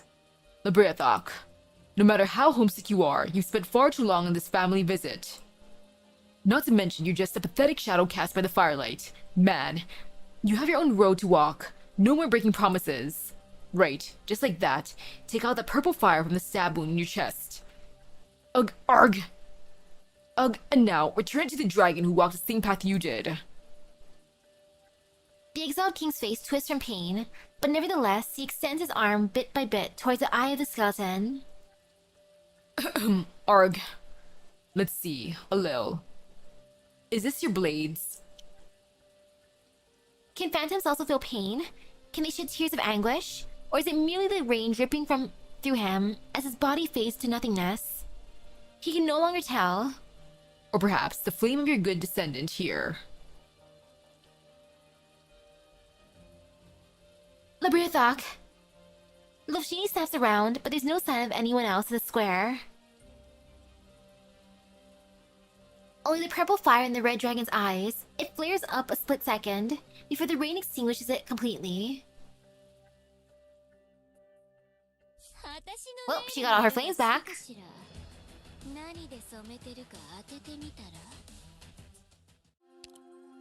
And now for EST3. Back cover. A story repeated countless times is what becomes history.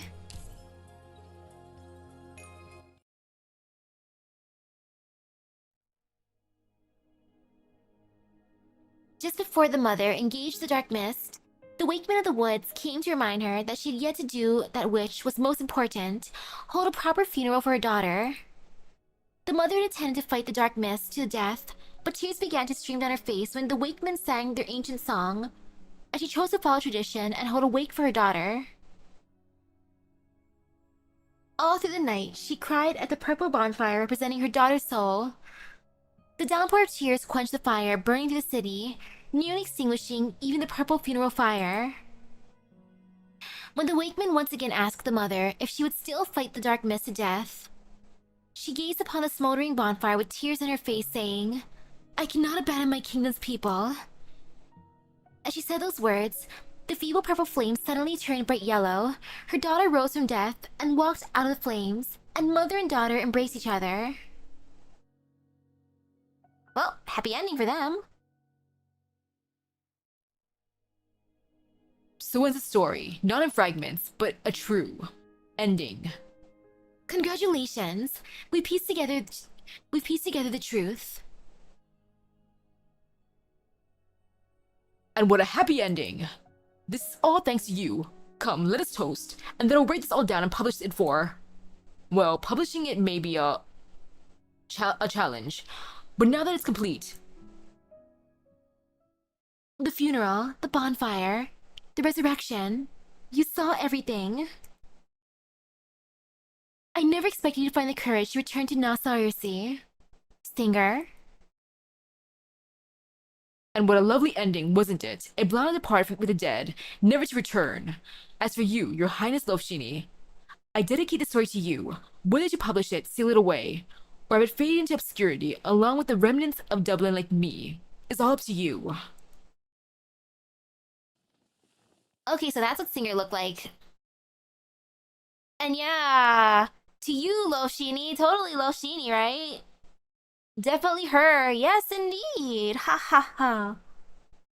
How wonderful. But yay, so it was Ivlana. I'm happy about that. Because I'm like, mysterious woman. Who would be one of the ones who'd be able to tell the story?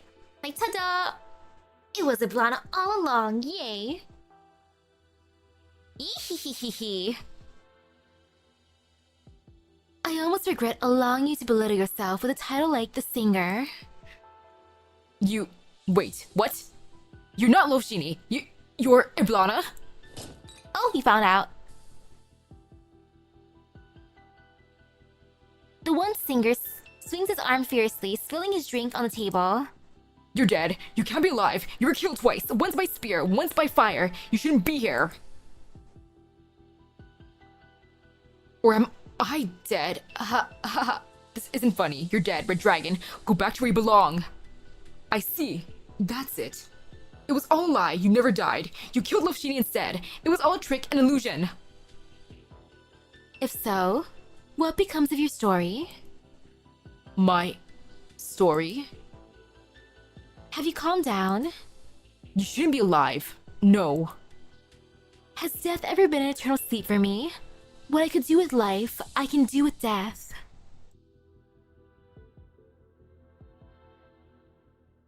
As a reward for completing the story, writer, let me tell you one thing. All that matters is fire.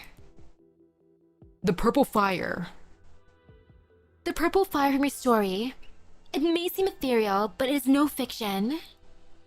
It is true that over a long course of the war, I shared too much of my flame with others and became weak, feeble. But fire spreads, fire consumes, fire grows. After the battle with the Nachzera on the Gastro, I needed to take back the flames I had given away, which had been growing on the plains, in the ruins, in the hearts of the people. You want it repaid, with interest. Taxation is the most basic authority of a monarch. Mundane kings collect blood taxes to nurture their armies, to fight over land and people that will last mere centuries at most. I collect blood taxes to pave a road between life and death with the Red Dragon's flame, so that all those caught in between will look up to me. The ravings of a madwoman.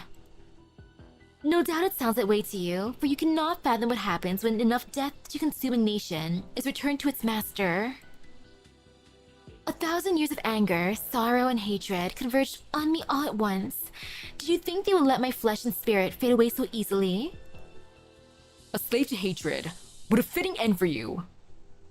Have you already forgotten what I said in your story? Everyone and everything that thought they could mold me just happened to take on a form I was able to wield with ease. Were I truly their slave, you'd have been ash the moment I saw you. You lunatic! Ivana's like, this is all according to my plan, not their plan. It was me all along.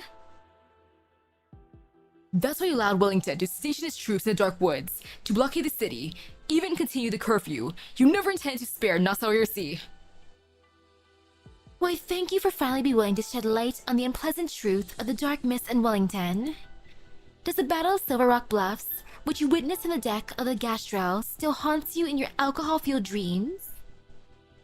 It's never left you, has it? Why else would you be so obsessed with depicting the mist dangling above people's heads, yet so loath to define it? The curfew was justified at first. There were still Victorian spies in Nassau-Sea at the time indeed. The Duke of Wellington stepped up from the blockade when Loshini entered the city because he wanted to smother any possibility of news leaking about the two red dragons. And the food disappeared and came back on its own. The Brigadier was more than just your most trusted lieutenant. He was also captain of Wellington's Red Steel Guard.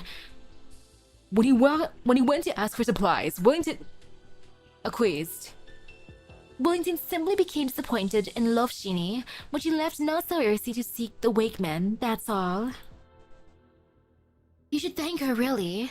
He'd never escaped the woods if Wellington hadn't relaxed the blockade out of disappointment. As for the victory party you were so afraid to describe, don't tell me you've really glorified it to a fairy tale in your memories. Of course not. What happened to the Dubliners who weren't willing to give up their power? The ones you took away on a pretext? They were swallowed by the dark mist, as you put it, quite literally. But Loshini still managed to make up her mind and killed you, and Wellington didn't follow your ridiculous orders.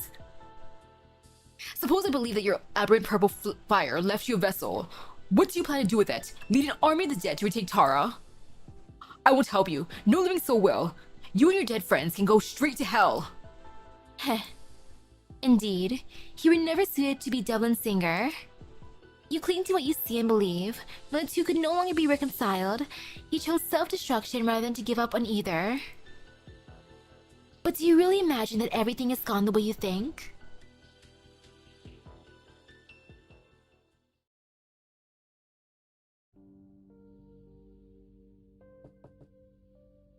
A letter, Your Grace.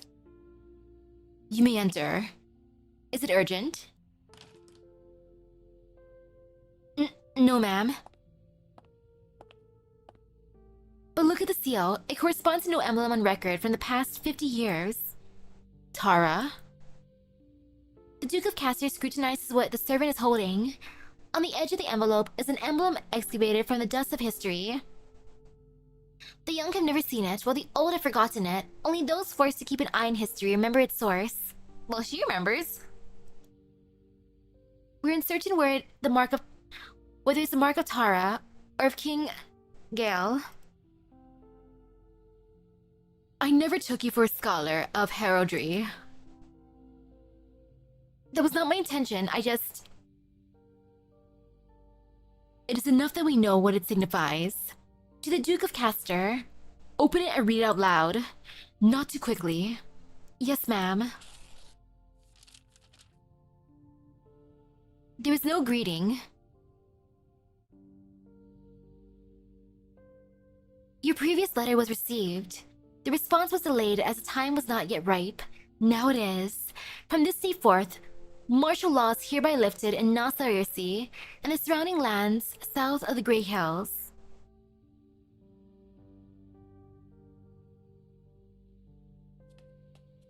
Extra, extra, read all about it. Martial laws to be lifted at midnight across all of Tara. Publishing restrictions lifted. The art community rejoices. Read more on page 2. Finally, now we can call this a proper tavern. Here, here, with the curfew lifted, you can drink all through the night. Besides, it's my birthday. Drinks are in the house. Really? You sure about this? There are enough people in the city to drink you out of house at home. Worry about yourself. Look at you, rich boy, leaving your lamp on in the middle of the day. Shh. I was just so busy, I forgot. It's been warm lately, so I've been renovating. Thought I'd take the day off. Guess I really haven't been too busy. So how about another beer? I've got to get this fatigue out of my system. Here you go. On the other hand, I'm almost more afraid of not being tired. Being tired is how I know I'm still breathing. No, that's not quite it. How should I put this? Living. Yes, living. You too, ma'am. Here's one for you. Oh, it's you, Emma. I'm sorry. I've got to get going. Off to do your time on the ag plate. Yes. No idea how you managed to smuggle all that food out last year, but I heard you had paying it off with honest work over there, so no need to be shy now. Have one on me. Thank you. To living. To Tara. To... Emma holds out the cup with one hand and puts the other in her pocket, clutching the necklace she reclaimed last winter. The words said to her when it was returned come out of her mouth almost by instinct. To all of her countrymen who gave their lives for Tara.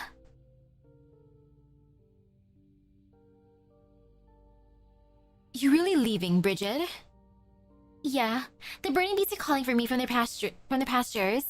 Besides, still haven't been to this Rhodes Island that Loshini wanted me to see. Wanna come with? Maybe if I have the chance. Moran! We'll welcome you with open arms. Come on, Moran. Aw, man, I want Moran to come over.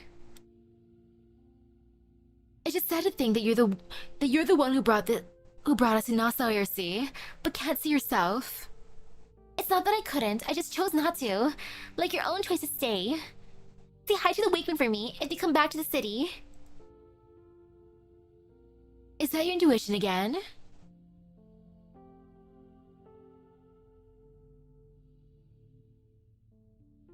Through death, for the other ages is how they achieve it. Black Snake with his artist switch body and mind. Noel with high regenerative body. And the ones we don't really know how it works, like Calvicia and the Tianchi. Like, Iblana's way is fine to me. Like, if anything, she's more close to Nis Salem. But probably not as stinky. I bet if Nis Salem was still around, he'd be like, dang, I like her even more now. Like, Wellington was right to side with her. Like, oh, heck yeah. It's not always right. But I don't smell that burning stink anymore. Smells like fresh buds in spring. Dew in the morning. Hello, Brigadier. You two know each other? You could say that. What are you doing here? I don't recall anything happening which the Red Steel Guard would need to be deployed for. I'm on leave. I came to honor the memory of my comrades. Scoundrels to be sure, but they fought by my side. If you're looking to take revenge for those who died during your exile, this is your chance. A brawl with a soldier on leave would it be considered an attack on the military? It wasn't you who killed Selma and the others, not directly. I'll remember what you did. That's enough for me. I see. What more can anyone ask for than to be remembered?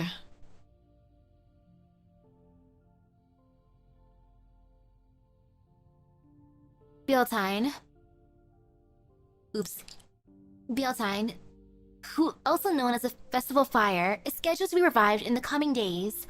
The fire passing ritual will start in Oak Grove County.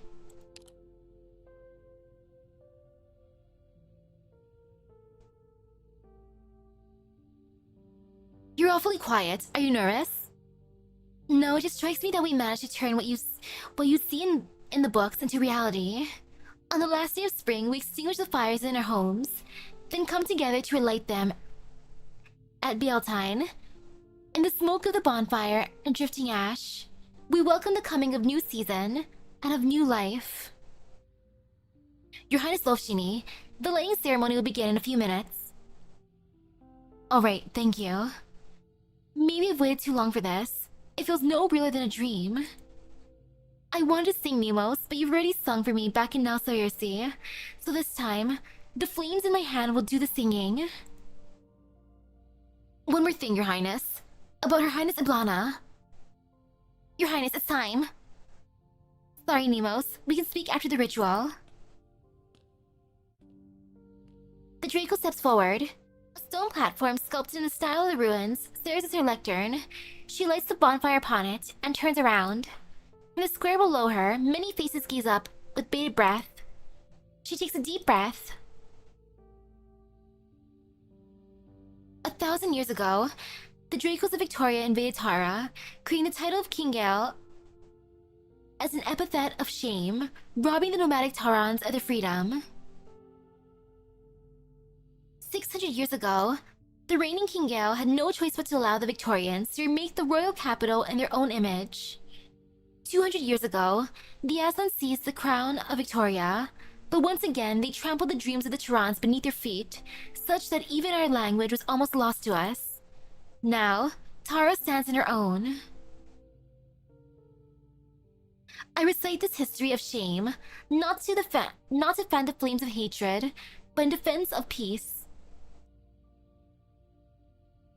Sing what songs in Victorian suffice to praise the beauty you see. Tell what tales in Tehran will move the passions. We remember so that we might provide the living the dignity of life, and the dead the promise of reunion. Throughout the cold night, we shall retain a warm flame. As such, I, Lofshini Dublin, the last descendant of the Tehran Dracos, I shall light this fire symbolizing new life. May it guide the way for all, whether living or departed. Okay, yeah, it'd be funny if Nemos and Iblana meet up again. It's like, hey Nemos! Remember my funeral? Enclosed you will find templates for nomadic city immigration forms. Signed, the Kingdom of Tara.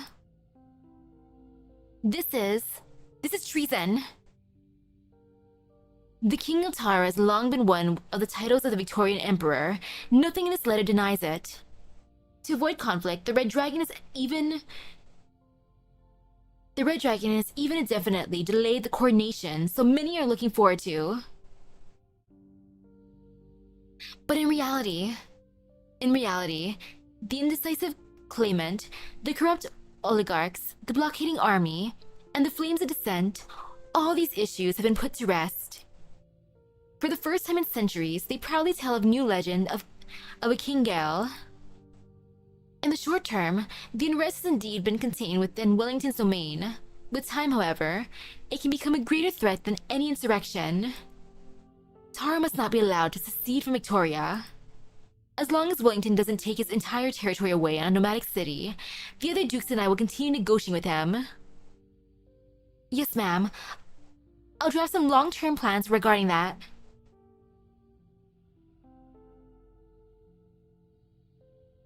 Well, let's see how this goes. Yeah, I don't think anyone really wants to go against Wellington, guys. That's why they're writing letters. They're like, you know what? I guess we'll just negotiate for now. Let's see how this goes. Phew, it's finally over. Well done indeed. Thank you. So what was it you wanted to say about Iblana before the ceremony? We never found her body. If she somehow survived, I worry that someday a completely different story will be told about that resurrection of the Red Dragon. What story? That it was no miracle, but the assassination of one dragon by another? Worse than that. I see. You're afraid that Iblana will return and paint the whole thing as a conspiracy I orchestrated. Our position is not unsaleable. We both know that her body disappeared earlier that night, after you killed her the first time. What I dragged through the streets wasn't her body, but an empty coffin. I know. I also know that it was I who used the last spark of fire she left in her spear to ignite the coffin. It was I who left the city to parley with Wellington, laying out our plans in exchange for him delaying military action while they played out. It was I who walked into the fire the people had returned to Iblana. I who quenched and replaced the fire of death with a fire of life, and I who walked out of the fire in the end.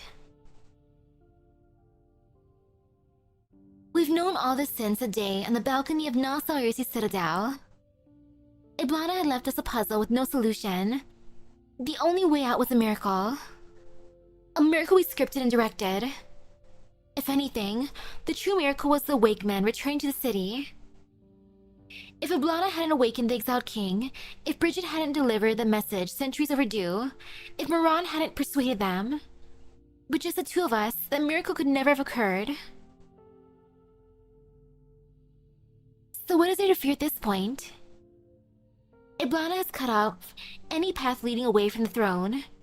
All I can do is devote the rest of my days to Tara, and patiently await my judgment in some unknowable future.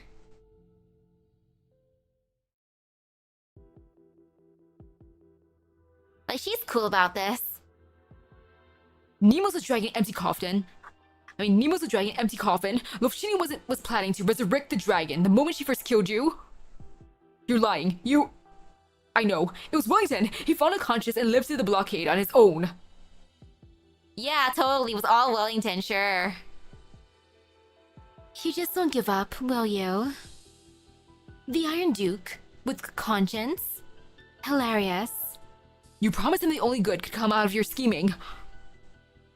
All I promised him on the gastro was that I could change the direction of Tara, so long as Lofshini was still willing to return.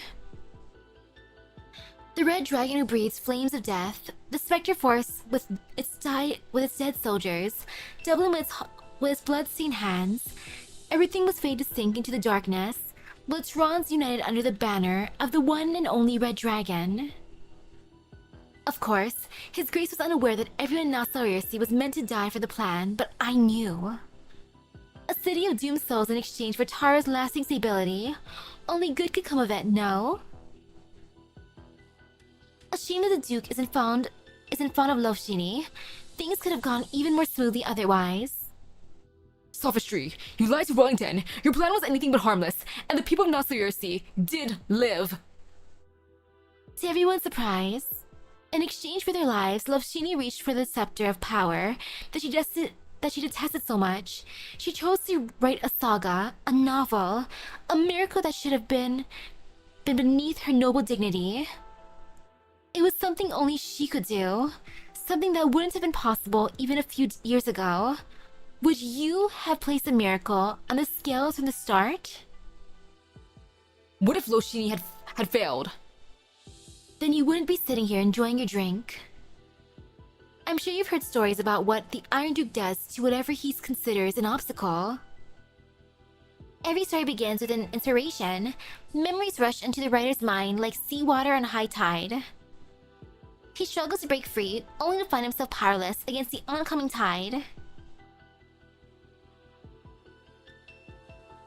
Oh, that's fun. A history of this in Talos too. I wonder if it'd be written by the singer/writer. Arg! Ugh! Red Dragon. You knew from the beginning. You almost destroyed Nasarirsi. You made a mockery of Alatara. Now, I must object to that. I simply fulfilled a promise. Is being true to one's word no longer a virtue? Even you yourself admitted that this was a happy ending. No, never. This isn't how the story ends. This isn't how my story is supposed to go. The writer sees a sliver of white. He falls to his knees and crawls along the ground, trying to collect the scattered sheets of paper that had flown loose. 1, 2, 3. He clutches them in his hand along with his pen. No. What would you like to write? Let me help you. No! The writer's shoulders tremble hysterically. Panicked, he begins to back off until his back hits the rickety wall of the tavern. Grabbing his pen like a spear, he begins to stab at the paper. Muttering under his breath, he only manages to cover them with scattered ink blots. Soon, even his muttering loses coherence. Dude. Gah! Arg! Ugh! The commotion causes a drunken barkeep to come out from behind the counter and grab him by the collar. What you babbling about? Arg! Ugh! Realizing that he can no longer form words, the writer looks desperately towards the woman watching him with disinterest. He points at the woman's hands, then at his own mouth. The meaning was clear. You've lost your words. Perhaps you hit your head from excitement, or had a minor stroke. Or perhaps it's because you just saw something you believed in so firmly for so long shattered to pieces. The very thing that inspired you to join Dublin, caused you to stay at the victory party, made you turn back to Nassau-Jersey halfway. But it's time to wake up. With a trembling hand, the writer tries to write in his palm, but leaves only crooked, disjointed lines. You wrote a story for Tara, a complete story, not a collection of fragments. It's a good one, I like it. And I like it even more now that it belongs only to me, not to you. Solango Foyle, writer. Solango Foyle, the last Dubliner. I look forward to the stories you'll tell me when death reunites us. With one last glance at the writer, the woman tosses a few coins onto the table and walks out of the tavern. A memory comes back to the writer. It was the same look Iblana gave him that night, a year and a half ago, when he decided to delay his report after the leader's shadow had already departed, in hopes of staying in both sides' good graces.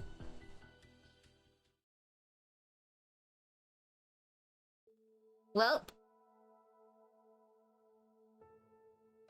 what should I call you then? Whatever you're thinking, I'm only Necrassier. Unless you, too, find a signed sheet of paper to hold no power whatsoever. Operator Necras. If you find the title necessary. Erudite. For my part, I'm more curious about your lack of reaction upon hearing the whole story. So this whole event was her just telling us a story. I love that. Like, wow, she came here so willingly. She should have let me summon her instead. Gosh darn it. I read the report on Nassau-Jersey. Are you ready to hear the story? I read the report. Ah, a lapse on my part, I see. First a private letter from Nassau-Jersey, then fragments through official channels. Lovshini is getting better at this. Then I presume she's told you all about me, which is why you're willing to sit down with me by yourself and hear out this patchwork tale of allusions and insinuations. No, she has yet to find your body. She's unaware that you're in a position to tell stories. She has yet to find your body. Oh no! Hopefully she never runs across Bagpipe. Uh-oh. That makes your courage all the more admirable. And I mustn't neglect to give credit to Lovshini where it's due. She's more than just a qualified dance partner now. She's ready to take the lead. I do hope she enjoys herself. Sounds like you like your new powers. Sounds like you like your new toy. Sounds like you like new powers. Of course I do. The powers of the dead aren't necessarily greater than those of the living, but they are more lasting and harder to check. But soon you grow bored of them. Like everything else you ever had. Followers, martyrs, dominion, status. Life is short, but death is long, erudite. There's still so many interesting people in the mortal realm. That alone is reason enough for me to wait them in death. So you gave Reed your old toys? A cutting question, erudite, but I'll allow it. And not only because your accusation is astute, if prejudiced, but also because you're one of the interesting people I mentioned. What are you intending? What makes me interesting? I'm inseparable from death. It is not the natural order of things that those like me should be drawn to Rose Island. I was drawn, so I came. This place is always covered in the scent of death. After all, especially around you, my dear erudite. I don't understand. You will someday. When the tides erupt and the night of death descends, you will be gleeful for my presence, so long as I do not mock your predicament.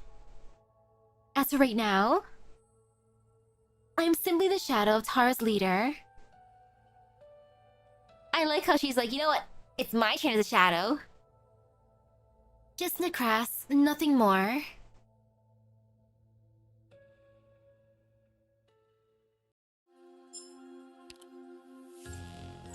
I like how she was just drawn here. She's like, you know what? I feel like going to that Rhodes Island place. It sounds fun. I'ma do it. Ta-da! Oh, if anything, she might see Bridget here. Bridget will be like, hey! Oh no, it's you! Or, oh, it's that smell of burning. Well, hey girl, hi.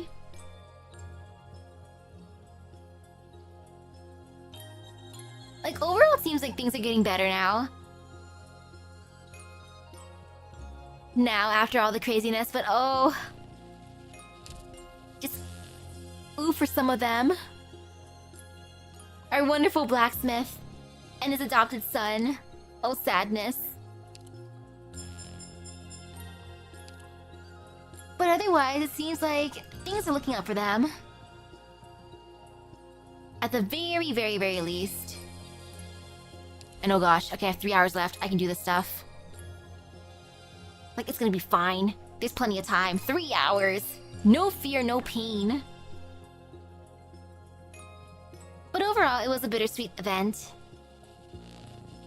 I love how the writer felt so offended at the end. He was like, excuse you, this is my story, not your story. How dare you? How dare you take my story from me? Humph. Oh, that'd be cute. Little Sheenie visiting Rhodes Island and then Iblana playing hide and seek. Or yeah, she could just coldly come out. She'd be like, hey sister, it's me. It's like, wait a second, what? You're here? Of all places? It's like, of course I'd come here. Like, I know you hung out here before too. It's like, so I was curious what you thought about here, or what you like to hear so much. And now I understand. It's an interesting place after all. Teehee. Oh, the craziness that'll ensue. Oh man. I hope they show that kind of thing, that'd be funny. Like, maybe someday. And now we'll have the full aftermath for Casdale for the next one. Aw, yeah. Oh, that's gonna be exciting to see. No fear, no pain. Hopefully it ends well. But oh man, the integrated strategy prep for the end of the week. I'm excited for that. I'm prepared. I will have energy drinks ready for me. Ehehehe. But for now, I'm gonna do these. I'll be good. I'll do my Dying Flames EX, or at least most of them should be good. I might as well do them while there's still time. So with that being said, thank you for stopping by the stream. I hope everyone has a great rest of their epic gacha luck. Woohoo! Maybe Iblana will come home someday. Like, please, come on, you know you wanna. She'll spook me afterward, just like OPP. But for now, I'll be good. Also, I'm kind of melting in my room. I gotta leave my room. At least cool down for a bit. So I'll see you guys later. Bye-bye. It's too hot in here. It's all pain also for you, the fan on.